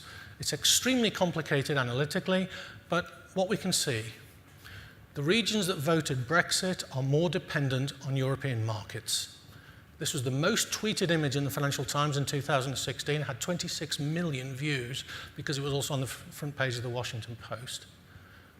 This is what you see. The places that voted leave are more dependent on Europe. East Yorkshire. What do you do in East Yorkshire? You trade with Europe. It's true with labour income. This is local labour incomes. The places that voted leave are more dependent on European markets for their prosperity. But how does this work with the metropolitan elite argument? The metropolitan elite argument vis-à-vis London is not correct. London is the least dependent part of the UK on European markets. The bottom outlier on the bottom left-hand corner is London. That's in terms of GDP, that's in terms of local labour incomes. Moreover, it's true, it's not a question of sectors, it's not a question of manufacturing versus services. If you're in manufacturing industries in the West Midlands, where do you get most of your service inputs, your finance, your legal services? IT services, IP services, you get them locally through specialist service suppliers who know the auto industry. Those services are exported via exports of Jaguar Land Rover. They don't look like exports. They're domestically traded, but they're all embodied in the final exports. And what you see is the more dependent you are in terms of manufacturing markets in Europe, the more dependent you are in terms of service markets as well. They're co-determined. So most of our urban and regional system is highly integrated with Europe, and moreover, since the millennium, almost every region of the UK has become more dependent on European markets. The two exceptions are parts of Scotland, northern Scotland, and London. And London is huge. It has a huge effect on the national data. London has become less integrated with European markets because it's a genuinely global city. So that pushes the share of European markets down, whereas almost everywhere else is becoming more integrated with Europe and actually less integrated with London markets. Proposition 3. Brexit is going to make these things even worse than they are. And it will imply the critical need for pushing the devolution argument further, greater upscaling, greater embedding of the whole devolution agenda. Using the approach I mentioned, all of this, a lot of it is published, and the rest of this stuff will be published in the next 2 or 3 weeks. This is measuring the risk of all the regions in the UK and across the whole of Europe to Brexit. So the way to imagine it, imagine something goes wrong and there's no deal at the last minute, or a chaotic Brexit. So it's what UK Interchange in Europe. They have a very authoritative document saying this will lead to complete chaos, that almost all markets will freeze up. That's the official position of UK Interchange in Europe. So imagine the drawbridge suddenly comes up for 3 hours, 3 days, 3 weeks, 3 months, who knows, 3 years, we don't know. The drawbridge comes up, a wall comes down. What is the effect immediately on the GDP of all those regions? Now, why are we doing this? Well, one, it's a hypothetical scenario, but of course it's a possibility. But secondly, analytically, using matrix algebra, it's the only way to calculate the value added in exports. I said about gross trade, surplus, you can't say anything. You have to use this particular set of techniques, and it is complex. But it's actually the equivalent of the chaotic Brexit. What does it tell us? The UK regions have exposure levels. The least are the northern Scottish regions, 8 or 9%. But most UK regions have exposure levels, this is GDP, of between 12 and 18% of GDP. Is that a big number? 4% was the contraction associated with the global financial crisis. This is between 12 and 18%. The next highest is Republic of Ireland, where the exposure levels are 10%, which is the least exposed, equivalent to the least exposed parts of the UK, London and the north of Scotland. The rest of the UK is between 50 and 100% more exposed than the more prosperous parts of the UK. After the UK and Ireland, the next one down is Germany. Germany's exposure levels are primarily 5-6%. On the right-hand side map, you can see the UK is in grey because to try and get a better colour gradation so you can see the differences between the countries, we just take the UK out. So you can see the map there. The next most exposed places after the UK, Ireland, and then the next ones with half the level of exposure of Ireland are the southern and the western German regions, primarily the manufacturing, Stuttgart, the Bayern regions and so on. These are the auto-exporting regions. After that, it's the Netherlands, about 4%, Belgium just around 3-3.5%, and the rest of the EU countries, in other words, more than 2/3 of the rest of the EU member states have exposure levels which are less than 2%. In fact, half of the countries in Europe have exposure levels less than 1%, and this is also in terms of labour income. What do the numbers look like? The imbalance between the UK and the rest of Europe is 4.6 times. The rest of Europe is only 18% as exposed to Brexit as the UK is. It's an enormous imbalance. And you get more or less the same results whether you do it in terms of GDP or it is in terms of incomes. But the important point from what we're talking about is the regions outside of the core, which is London and its hinterland, are more exposed than the other places, the other parts of the UK. So the whole of the UK, the exposure levels are far higher than anywhere else in Europe, but at the same time, there's also this great imbalance. Many people are optimistic about trade deals with China and India and so on. You have to remember, what does it mean in relative terms? The European Union, the contribution of British GDP is about 10%, depends how you measure it. But in order to understand the impact, if you think in terms of the United States, China, the size of the Chinese economy on the UK, it's about the same size as the city of Newcastle. The size of the Australian economy or the Canadian economy, they're both about the same size as the economy of Bournemouth. The economy of India is about the same size as the Fylde Coast, Blackpool, Fleetwood, St Anne's. And the economy of New Zealand is about the same size as the economy of Chesterfield. They're symbolic, but in economic terms, they have almost no meaning. And the difficulty is we know that we've had these problems of the country partitioning between the prosperous and the struggling parts. 2 minutes, yep, no problem. Between the core of the London and its hinterland, Scotland drifting away institutionally, and then the rest, the rump of the UK, in many ways is being left behind. My contention, and I had to write a 566-page book to explain it, is that this will get worse. So, just a couple of points. In terms of Lord Heseltine's own work, this week, Financial Times, 2 days ago, Whitehall must create a regional industrial strategy. What are the key things? A key role for an industrial strategy in general with regional anchoring, that Whitehall has to connect at the local level. That's the key message here. There has to be a need for a reform, a scaling up of a lot of local institutions, particularly of chambers of commerce and representative government bodies. I think some of these lessons came directly out of the German observations in No Stone Unturned. There needs to be results-oriented funding. That's a worldwide way of thinking now. That's changing completely. I've just thought I'd highlight a couple of quotes here. Solutions demand public and private resources. They'll be founded on partnerships that recognise there are some things that only government can pay for, but also that the ingenuity and the flexibility of the private sector is indispensable. This is Michael's quote. In my view, Britain's commitment in Europe is indispensable, indeed a central element in any industrial strategy.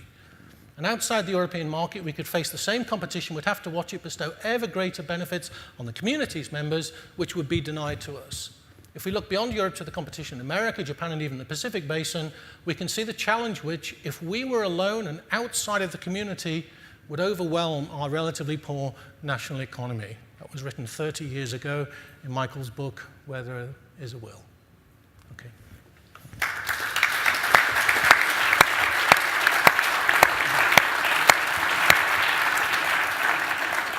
Thank you, Philip, for that sort of intellectually trenchant review of sort of the real evidence underlying Michael Heseltine's long-time political policy aspirations. I'm sorry we're being squeezed for time. Andrew Carter, I've asked Director Centre Cities to look at Michael Heseltine's contribution from a national perspective. Thank you very much indeed. So as someone who tries to make the case for cities and their importance in the national economy, not just in their localities, but actually at the national level, I think, as we've heard already, Lord Heseltine has been enormously helpful over a long period in providing the arguments, political as well as the evidence around that sort of issue.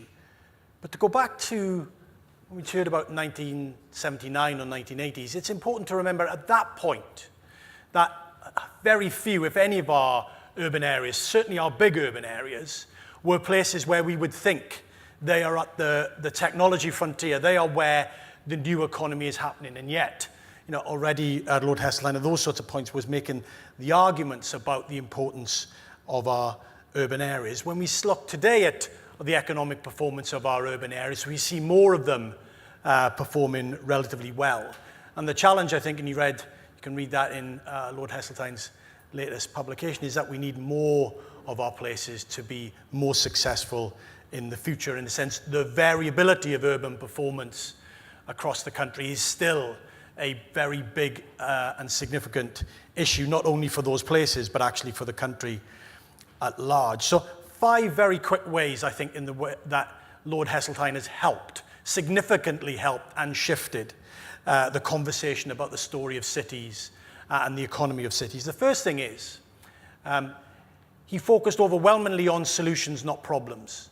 We talked frequently about cities as being problems to be managed, places to be managed because they were declining. Lord Heseltine was one of the first that actually said, no, we need to think about our cities as the solutions, the ways that we can be better as a country, more prosperous as a country. And that's not an insignificant insight. Second one was, we need to focus much more on wealth creation and entrepreneurialism. Think about how we generate prosperity, not only redistribute prosperity. Too many of the conversations we still have in many respects is who gets what of the pie, rather than thinking about the size of the pie. And in many respects in Liverpool, we still have a fundamental wealth creation challenge, never mind a wealth distribution challenge. So that's the second important insight. The third insight, actually picked up by Eric Sorensen earlier on, was we need to think about what will be successful in the future, which will not necessarily be what was driving success in the past. The challenge for our urban areas today, as it was 30 years ago, is to reinvent our economies for today and tomorrow's society and economy, not to think about to replicate the past. You see this brilliantly in London Docklands. The Docklands of today is not the Docklands of 30 years ago. The place where we're in today is not the port and the manufacturing centres that they were. Our industries are overwhelmingly service. Thinking about our cities as being places that happens, I think, is an important third insight. The fourth insight, picked up by many, is if we want our cities to succeed, we need to devolve significant powers and funding. We continue to live in a very, very centralised society, economy and polity.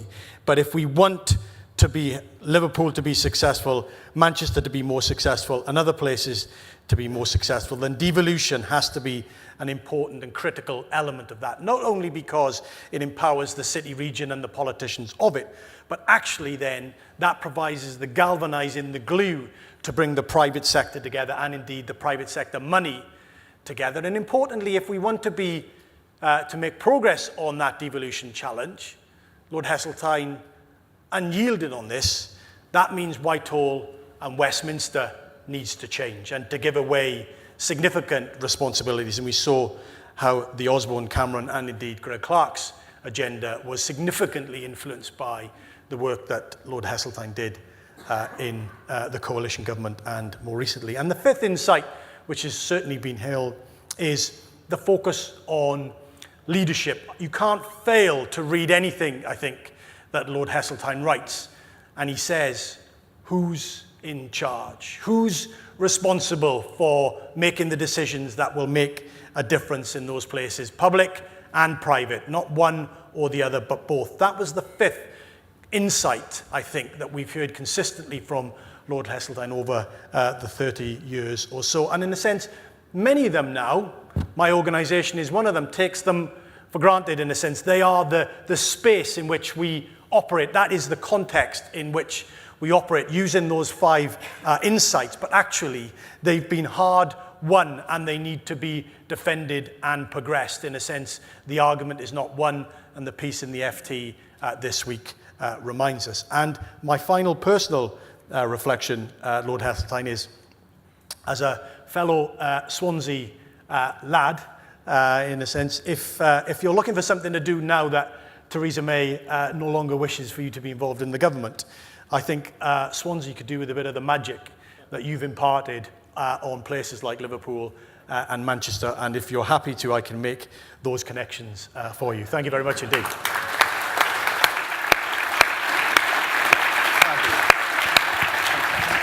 Thank you. And last but not least, again, Ed Cox, Director of the IPA North, for a northern perspective on Lord Heseltine's contribution and legacy. Thank you. Thanks, Michael. A personal reflection and a brief provocation. I think you've heard already today from people who had front row seats on the years that we've been hearing about today. My earliest memory of Lord Heseltine is as a 12-year-old. growing up in Birmingham and seeing him on the news footage immediately following the Toxteth riots. My father was a GP in Handsworth in Birmingham at that time and had his car windows smashed during the Handsworth riots. And so I suppose my interest was how the government was going to respond to what for us was quite a family incident. And although my family didn't have too much time for the Tories, I'll be honest, there was definitely a grudging respect for a man who'd come to see things for himself and with a clear intent to do something about it. By the time I reached university, it was Professor Brian Robson's book, Those Inner Cities, that was a core text, and I took the opportunity to focus my degree dissertation on exactly how City Challenge was developing in Birmingham. And working under the guidance of a Marxist geographer, David Harvey, you might imagine that my analysis wasn't particularly sympathetic. But once again, I was well aware of the guiding hand of Lord Heseltine on matters of inner city regeneration, and his enthusiasm and activism on these issues proved a significant inspiration for the direction and purpose of my own career. So if I say nothing else today, I think there are probably many of us here, perhaps of a generation, that have been personally inspired in terms of our own careers as to why we've gone into the kind of work that we've gone into. So scroll forward to 2012 and the publication of No Stone Unturned that other people have mentioned. At the time, as director of IPPR North, we were putting together the final touches of our own magnus opus, Northern Prosperity is National Prosperity, a Northern Economic Strategy, some 2 years ahead of anybody even uttering the words Northern Powerhouse. In that moment, it felt somewhat irritating that Lord Heseltine had published before we did. But with hindsight, I'm pleased he did, because No Stone Unturned, I think, gave us the confidence to be more radical and more devolutionary than I think we might otherwise have been. No Stone Unturned was a remarkable report in many ways. The sheer amount of material delivered in a relatively short space of time, and the fact that it contained no fewer than 89 different recommendations was itself, I think, impressive. The portrait of Joseph Chamberlain on its inside cover also appealed to the inner Brummie, but much more was the municipal spirit, which I think I saw now being reborn in the northern cities that were the focus of our northern economic strategy. Alongside the quotation from Joseph Chamberlain, there were some other choice quotations in Lord Heseltine's biographical foreword, and I think they're worth rehearsing here, that we have created in London a functional monopoly, that big government does not work. Ministers and their officials are not that clever. And crucially, the inspiration for our economy should be based on the strength and ambition of our cities and their communities. The idea that our economy might be inspired, not driven or grown or managed, I find highly appealing. At IPPR North, we continue to argue for the importance of having a vision for the northern economy that we own and share in the north and for the north. And the last thing that we want is a new London in the north. And that we've made our major play with a strapline which says that we should be leading and not pleading when it comes to public and private sectors working together for northern prosperity. No Stone Unturned was also prescient in its demands for a proper place-based industrial strategy. We'll have to see what Greg Clark is going to cook up next week, but my guess is that Lord Heseltine will be satisfied that 5 years on, a few more of his 89 recommendations in No Stone Unturned will have been achieved. But if I might say so, I still think there's a huge amount that we have to do before No Stone Unturned, and indeed the most recent industrial strategy document, is properly realised. Whether that's fiscal devolution or central government reorganisation, Lord Heseltine's ideas, I still think, provide a source of policy innovation that could transform the institutional landscape and make it far more likely that northern prosperity becomes national prosperity once again. Whilst it's right that we should be celebrating what's been achieved in Liverpool and indeed in other cities, there is still a a huge, huge way to go on many of the issues that Lord Heseltine has been challenging us about. And it's in this context that I was really delighted that Lord Heseltine agreed to come and speak at an IPPR North conference last year on the development of a Great North Plan. Despite a very painful knee, which meant he had to give his speech seated at a table, once again a mark of somebody who wasn't going to back out of a commitment. What he said was, and what he spoke about, was his passion that northern cities and their enterprising leaders might once again be at the forefront of our plans. Vision and ambition became key themes at the event, and I'm very pleased to say they remain at the heart of the ongoing work that we're doing to coordinate different strands of pan-northern strategic planning that have been continuing ever since. I say pan-northern with a degree of caution. As we've heard, Lord Heseltine has really been a champion for cities. But at risk of chiming a discordant note this afternoon, allow me to suggest that while a city focus was entirely necessary towards the end of the 20th century and remains a key plank in any place-based industrial strategy today, in the 21st century global economy, we need to see cities, and particularly mid-sized cities like Liverpool and Manchester, through the prism of the region.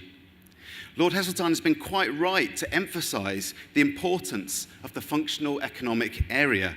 And in the context of an over-centralised state, city devolution remains absolutely vital. But current travel to work areas should not be confused with the optimal size and scale of labour markets in the future. What was right for Liverpool or Leeds or Manchester at the turn of the century, or indeed in 2012, is almost certainly not going to be right for 2030 or 2050. Global markets demand successful cities, yes, but it's increasingly the case that the northern cities can't go it alone and need to be connected together as part of successful regions. England is too big, but Liverpool is too small.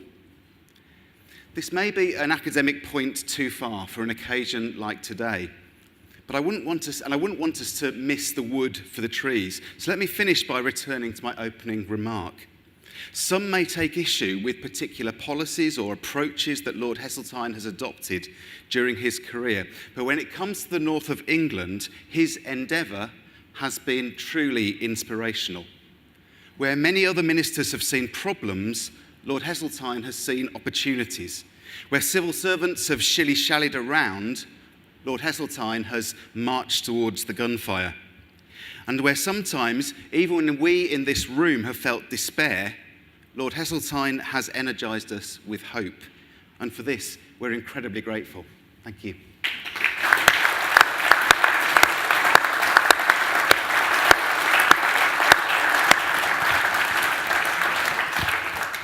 Ed, thank you very much. And all colleagues, thank you very much. I know there's much to discuss here, but it has been a very long day, and I'm sorry we'll have to reflect on what you've said and catch you in the bar later. But many, many thanks for your contributions.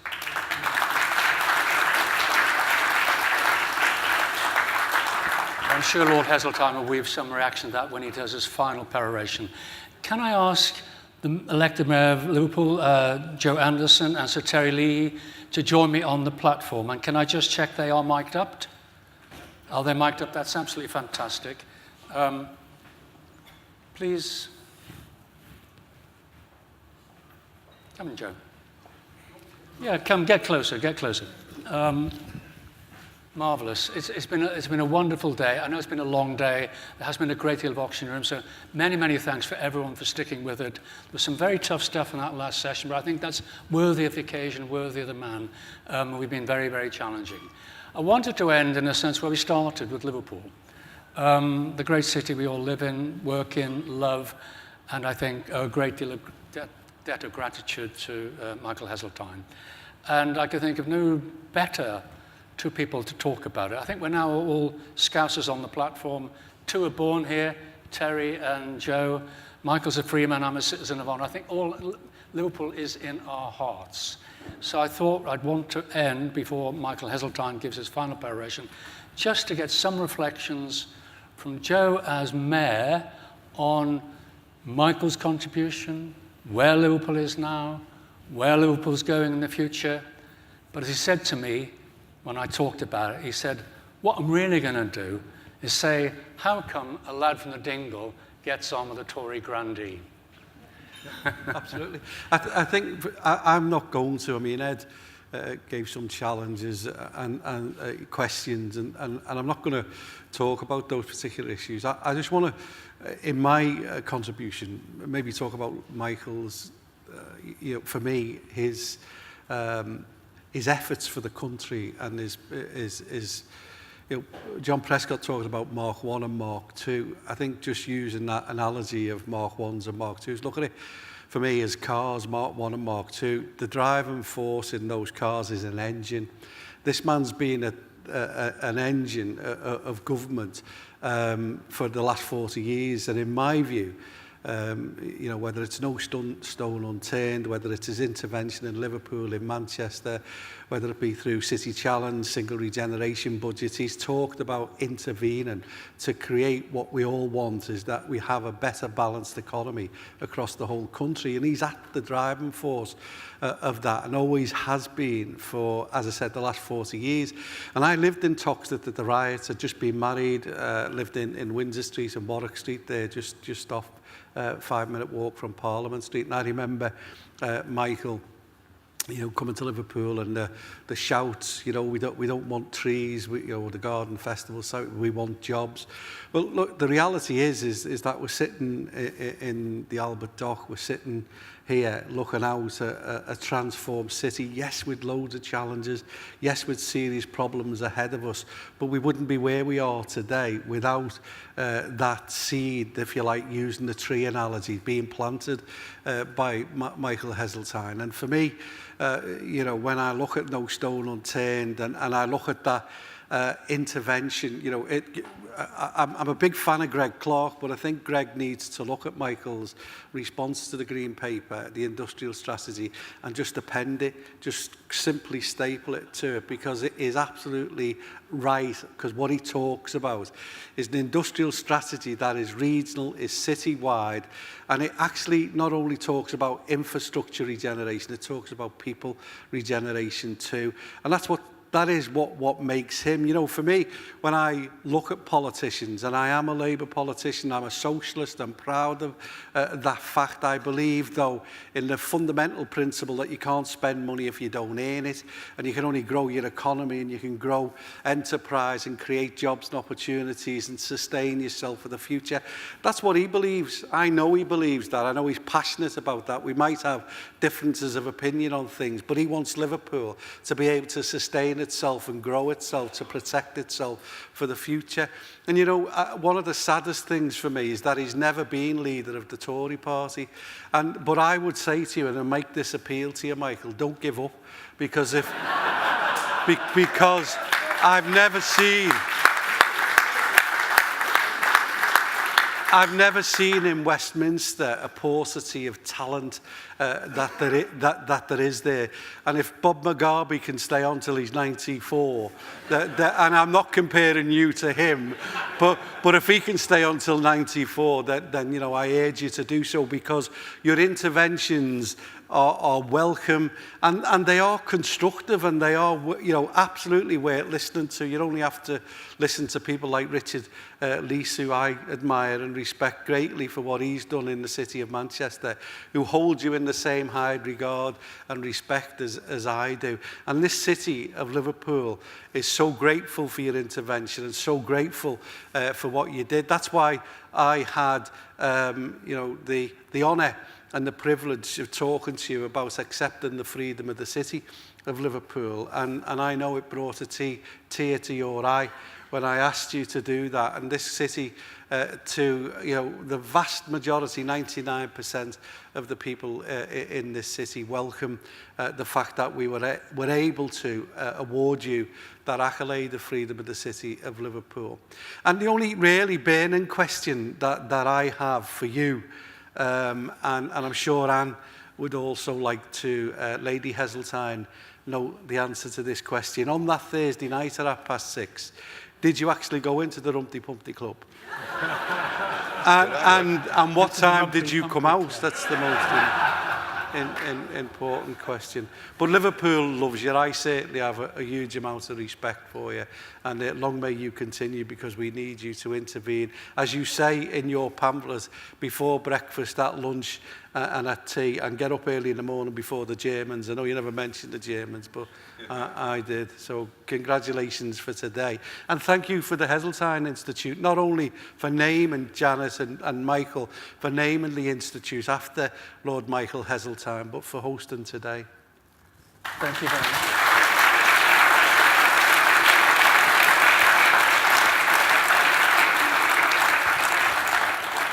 Joe, many thanks. Wonderfully generous. I'm sure Michael wanted to come on to one or two comments, but whether it gets the Rumpy Club, I'm not sure.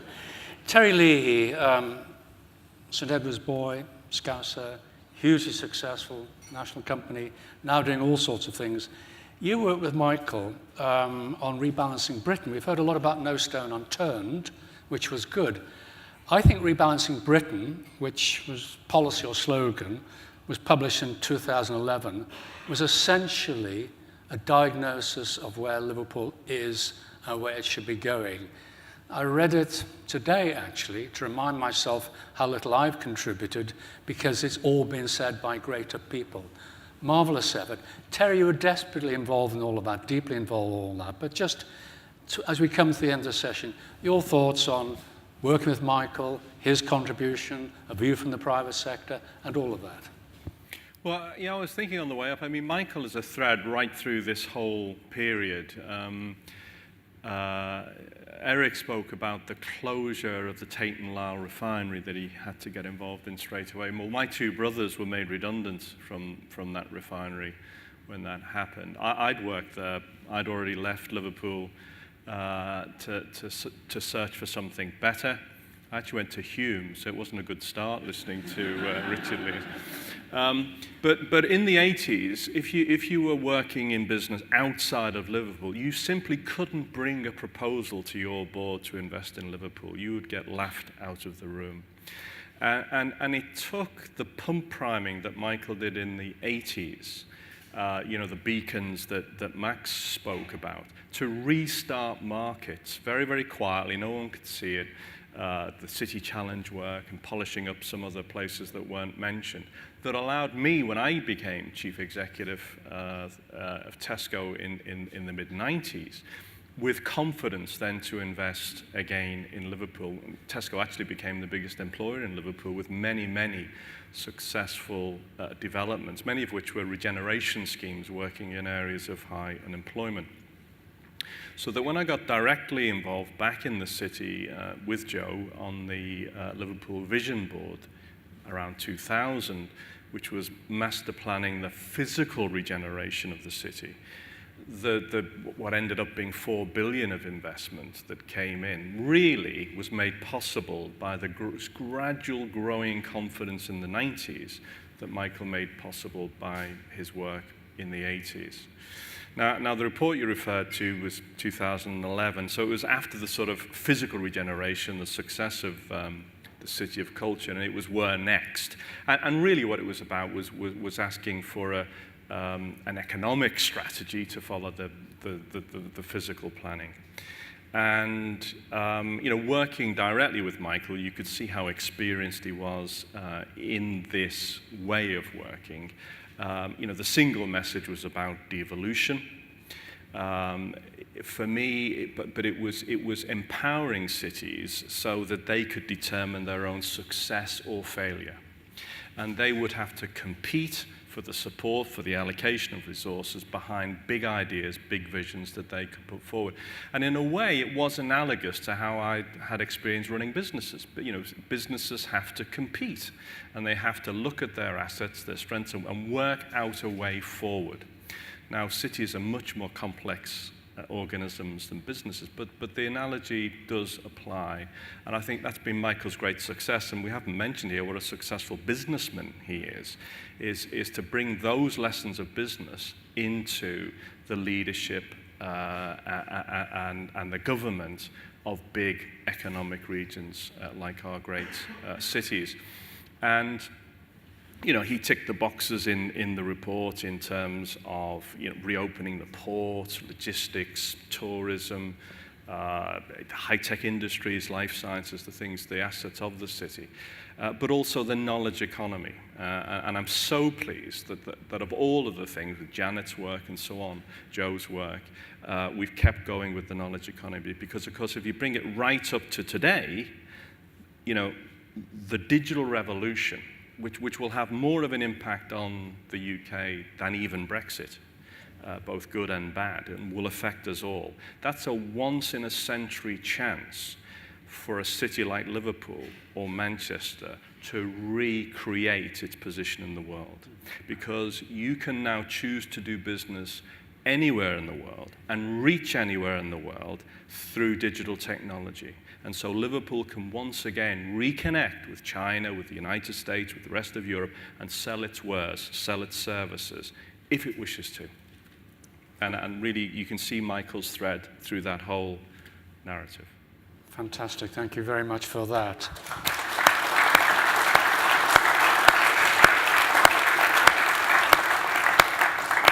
In a moment, Michael will give his final thoughts on the way forward, but any just quick remarks to Terry and Joe? Well, it's all rather overwhelming. Well, I suppose that, you see, why should I, as a Secretary of State, read a file, listen to some very intelligent civil servants who have themselves consulted very widely to try and find a sensible way forward, which I can then tell Liverpool to do, when actually I can ask Joe and Terry to work it out for themselves here. And you see, you look at that audience. What is it that you don't know that means that people like me have to tell you or force you to do? Are you less energetic, less intelligent, less motivated, less proud, less British? None of these things. You're just 200 miles away. And I think that raises questions. What's going on all around here? Well, by any claim, you made a tenth of the British Empire. Some could say it was a sixth, some could say it's an 11th. But by any claim, 200 years ago, your great-great-whatevers made the greatest empire the world has ever seen. Not because someone came down from London and said, here's the circular, here's the document, here's the advice, here are the constraints, and here's the money. Because you had an awful lot of very rough people who said, look, there's something out there we're going to go for. And I just want to recreate that. I just want to put you back in charge of the things that you know best, that influence you most, that influence the prospects for your kids more, and that generate the wealth to look after you when you're not able to look after yourselves. And I have never seen a group of people in London better able to so devise the solutions than you can. But of course, the trouble is I'm making my speech. All right, stop me there. I was wondering that myself. I thought, is this a speech? Happily not. Lord Heseltine, one moment. Can I ask you to please thank the Mayor and Sir Terry for their contribution?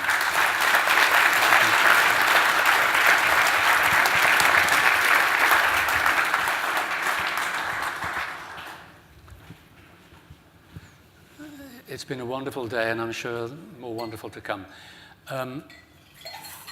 Can I thank all of our contributors, and thank you for staying. We wanted to end up... Michael Heseltine is a visionary.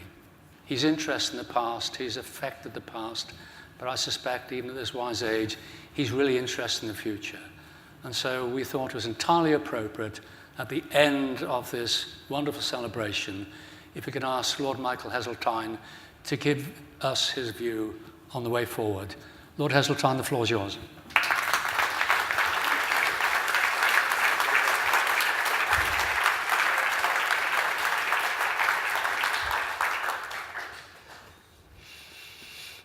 Well, I must start by thanking Janet Beer and Michael Parkinson for this preposterous overstatement.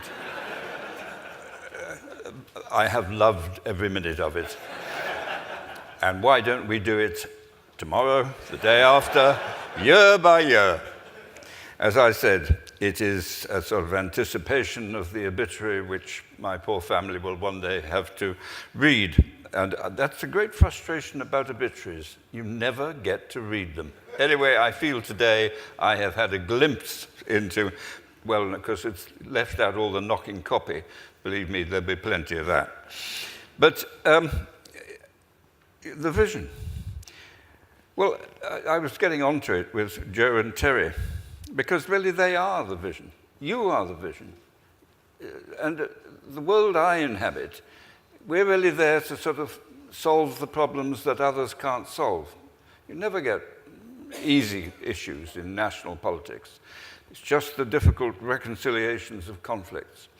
So the more that you can see government as responsible for ensuring, yes, that standards are set where it is appropriate in public policy to do so, and then to preoccupy themselves with ensuring that those standards are met to the best possible quality, but leave it to others to conduct the exercise as close as you can to the people who are affected by the policies. That is a simple analysis of my philosophy. You go with it the thought that we're all interdependent in many, many ways. We can't all be doctors, we can't all be lawyers, we can't all be industrialists, we can't all be bricklayers. So we are all part of a huge community. And we all have a huge range of skills and aptitudes. The more that you can draw on those and exploit them together, the more likely it is that you will have a more successful economy. And after all, in the end, successful economies are the beginning and end of creating the living standards upon which we all depend. And so, organizing your society in a way that reflects the realities on the ground gives those closest to those realities the maximum opportunity to influence the way they evolve and we orchestrate them, is the essence of all the reports that I have written. The latest one, Industrial Strategy, it's been referred to several times. It's just an extension of all the others, actually. If you have ever read the report, which I never published, but leaked, called It Took a Riot, that was the first of them, which followed the 3 weeks that I spent here in 1981. And it was the submission I sent to the Cabinet in order to present my findings. And it had a shocking title. And I did that deliberately. I wanted to shock. Robert Armstrong, who was Secretary of the Cabinet at the time, said of my team, Tim Raisin, who was the Minister in the Home Office, and Tim Sainsbury, who was my Parliamentary Private Secretary at the time, they said that Robert Armstrong said of us, and our officials who came with us, we were men possessed. It had absolutely overtaken us, the impact, the horror, yes, the horror of the vacuum of any sense of strength, resilience, determination, will to fight back. I said it in an earlier intervention. Everybody knew who was to blame.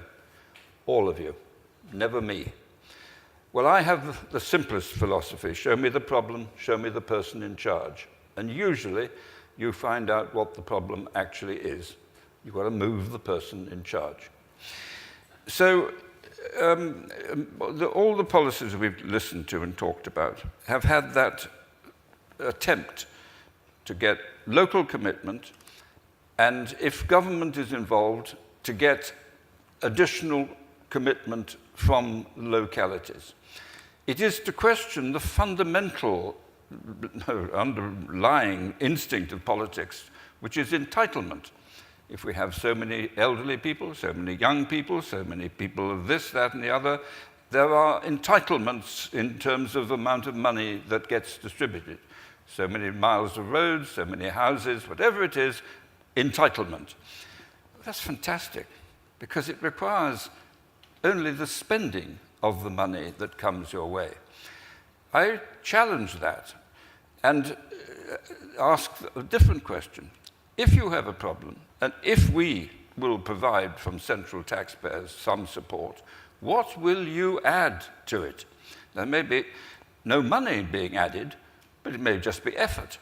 I remember a project that hasn't been mentioned that was born here on Merseyside in 1981, which was the greening of the periphery of towns and villages. And that was all about volunteers. So that was, if we gave the money, it financed the arrangements of volunteers to go and clean the streams where the old pram had been thrown or the tires were rotting, whatever it was. So there are many ways of getting geary. There's been a lot of comment about City Challenge, and I do happen to believe that was born here at Cantrell Farm in 1981, but it was 1992 that I took it onto a national scale. And it was competitive. There were 30 authorities who had deprived communities. And you know, what is a deprived community? You know where they are. You don't actually go there, and I don't think many of you live there, but you know where they are, and you go round. So what I said is we'll have 30 entries for the competition, and there will only be 10 winners. And this was seen as shock horror, because this is poverty, acute poverty, the most awful human conditions, and only 10 are going to win. And my ministers and I conducted the competitive judgments to choose the 10. And Richard was very eloquent about the one for the Hume estate, which he presided over where I first met him. He doesn't probably even know of the one I presided over in Birmingham, but you certainly will remember Dick Knowles, who was the Labour leader of Birmingham. I liked him, he was a great character of the left. And when I was judging the competition in Birmingham, I said, well, leader, a very interesting lot of proposals here, but I haven't quite seen where you say that the local teachers are going to play a role in the rejuvenation of this estate, of which the school is an important part. Oh, no, that's all right, Secretary of State. He said, we will tell them. That was the point at which he lost, because he was behaving just like we in London behave. He was going to tell them the solution. Now, until I left the government recently, I'm deeply involved in trying to get tenants involved in the management of their estates. Why? Because I remember Cantrell Farm and Stockbridge Village Trust. And I remember the 90s when we began to empower council tenants. And it hasn't gone far enough. I'm now, well, I'm not anymore, but I was the other day, working on schemes at David Cameron's request in order to take the 100 most deprived estates and actually make something happen. What did I want? I wanted ladders of aspiration. Because if you get housed on one of those estates, the culture is not the middle-class culture that is so easily defined. Work hard, get on the ladder, save, all that stuff. No, no, no. It isn't even behave properly and keep the law. No, no, no. The heroes, too easily in areas of high unemployment, are the gang leaders. The ladder, the easiest ladder, is the guy that says, look, you know, all these things, it's worth 20 quid, boy, for every one you give me. they can make more money out of their 20 quids than the guy who hasn't got a job, who left the university 2 years ago. So you're dealing with totally different cultures, and you are dealing with people who are largely forgotten. Now, of course, there are lots of schemes. Oh, yes, we all have schemes. There's the troubled family scheme, there's the drug addicts, there's a special child problem, there's a whatever it may be, lots of schemes. And they're all administered by worthy, decent, hard-working, intelligent people who apply themselves to that particular problem. But they never meet, and they don't consult the tenancy at large, and there is no one in charge. And indeed, there is not even a costing of what these estates cost. I began work on it. Of course, you will know without me telling you, they cost far more public support than a private estate. Of course they do. But no one ever focuses on the community and tries to find ways in which they can be persuaded to try and create those ladders of opportunity. And I remember Bohr, later been Albert Bohr, going with him to a estate of this sort in Birmingham. And he recognized the problem. He said, yes, we must do something about it. Let's have a meeting. We had this meeting, and there they all were. There was the chief constable, and there was the social worker, and there was this, and there was that. But none of them had ever met. And we got on to talking about jobs. And we did have someone from the job centre there. And I said, well, that's very interesting, and tell me how that works. Well, they get a bus, and they come to the job centre. It's only 2 miles away. And we give them some advice. And I said, well, look, we're sitting in a local authority office here, and it's empty. Why doesn't the job centre come here? How much does it cost for an unemployed kid to get on a bus and go to the job centre? Well, I think a couple of pounds. So a couple of pounds, and a couple of pounds, £4, when actually he's not going to get that much more money than he would if he stayed at home and did nothing. But there had not been any attempt to think about how to make it easy, almost unavoidable. So the same philosophy that I learned here in Liverpool, try and find identifiable communities and try and engage them in a better improvement in their living standards. This new industrial strategy, it is the same stuff. I don't know what the Chancellor has done today, and I don't know what Greg Clark will do next Monday. But I'm absolutely convinced, Brexit or no Brexit, and let me repeat what Andrew said, Brexit is a one-way walking disaster for this country. But whether or not we ultimately do it, we still need an industrial strategy, not something just saying about manufacturing, the whole economy. And the purpose has to be to devolve far more of what London now administers itself to local economic viable areas. John Prescott, extraordinarily generous of him to come today, wants a regional base, but there isn't a psychological acceptance of regional yet. There are powerful motives for cities, Liverpool, Manchester. Liverpool, I have a great admiration for what Joe did. We've now got 2 mayors. Now, I must say, in my wildest dreams, I never thought we might end up with a mayor of the city and a mayor of the wider areas. And this is a personal challenge for the 2 people, which I have no doubt they will wrestle with, and I believe in the greatest interest of the area will find a common accord. But it certainly was a stepping stone based upon the reality that there was no other way we could build these mayoral authorities but by consent, because we couldn't get anything through the House of Commons any other way. But now it has, in this particular case, produced a challenge, but that's for the fun of the game. But anyway, devolution, trusting the people, enthuse the people, use London to control quality, be above all else world competitive. Find out what the standards you're up against in the rest of the world. Have in London a competitiveness unit that can tell you what Korea, what China, what Malaysia, what Germany, what France is up to, so that our ministerial colleagues can't just say, it's all great, old boy, we're making a wonderful thing, we're winning here, there, and everywhere. You've got to confront them with the truth, make them quality obsessed, and you must allow them indeed not allowed, ensure that when they distribute their power, they distribute it competitively, so that when local agencies, whether they be local authorities or local enterprise partnerships or private sector vehicles or universities, have got to deliver promises about what they will achieve and be measured by results in order to end the entitlement assumptions, which means the money just keeps flowing. It's a harsher world, but frankly, the world is getting harsher by the day. It's been a privilege to be here today. Thank you.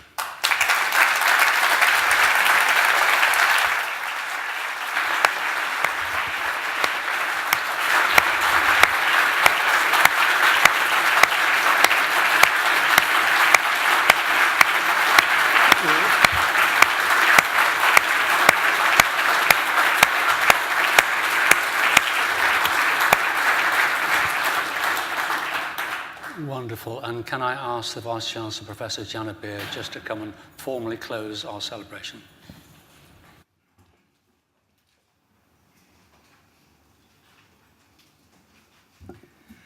Well, you'll all be relieved to hear that I haven't got another speech up my sleeve, and would feel completely inadequate to follow any speaker that has entertained us in many and various ways this afternoon.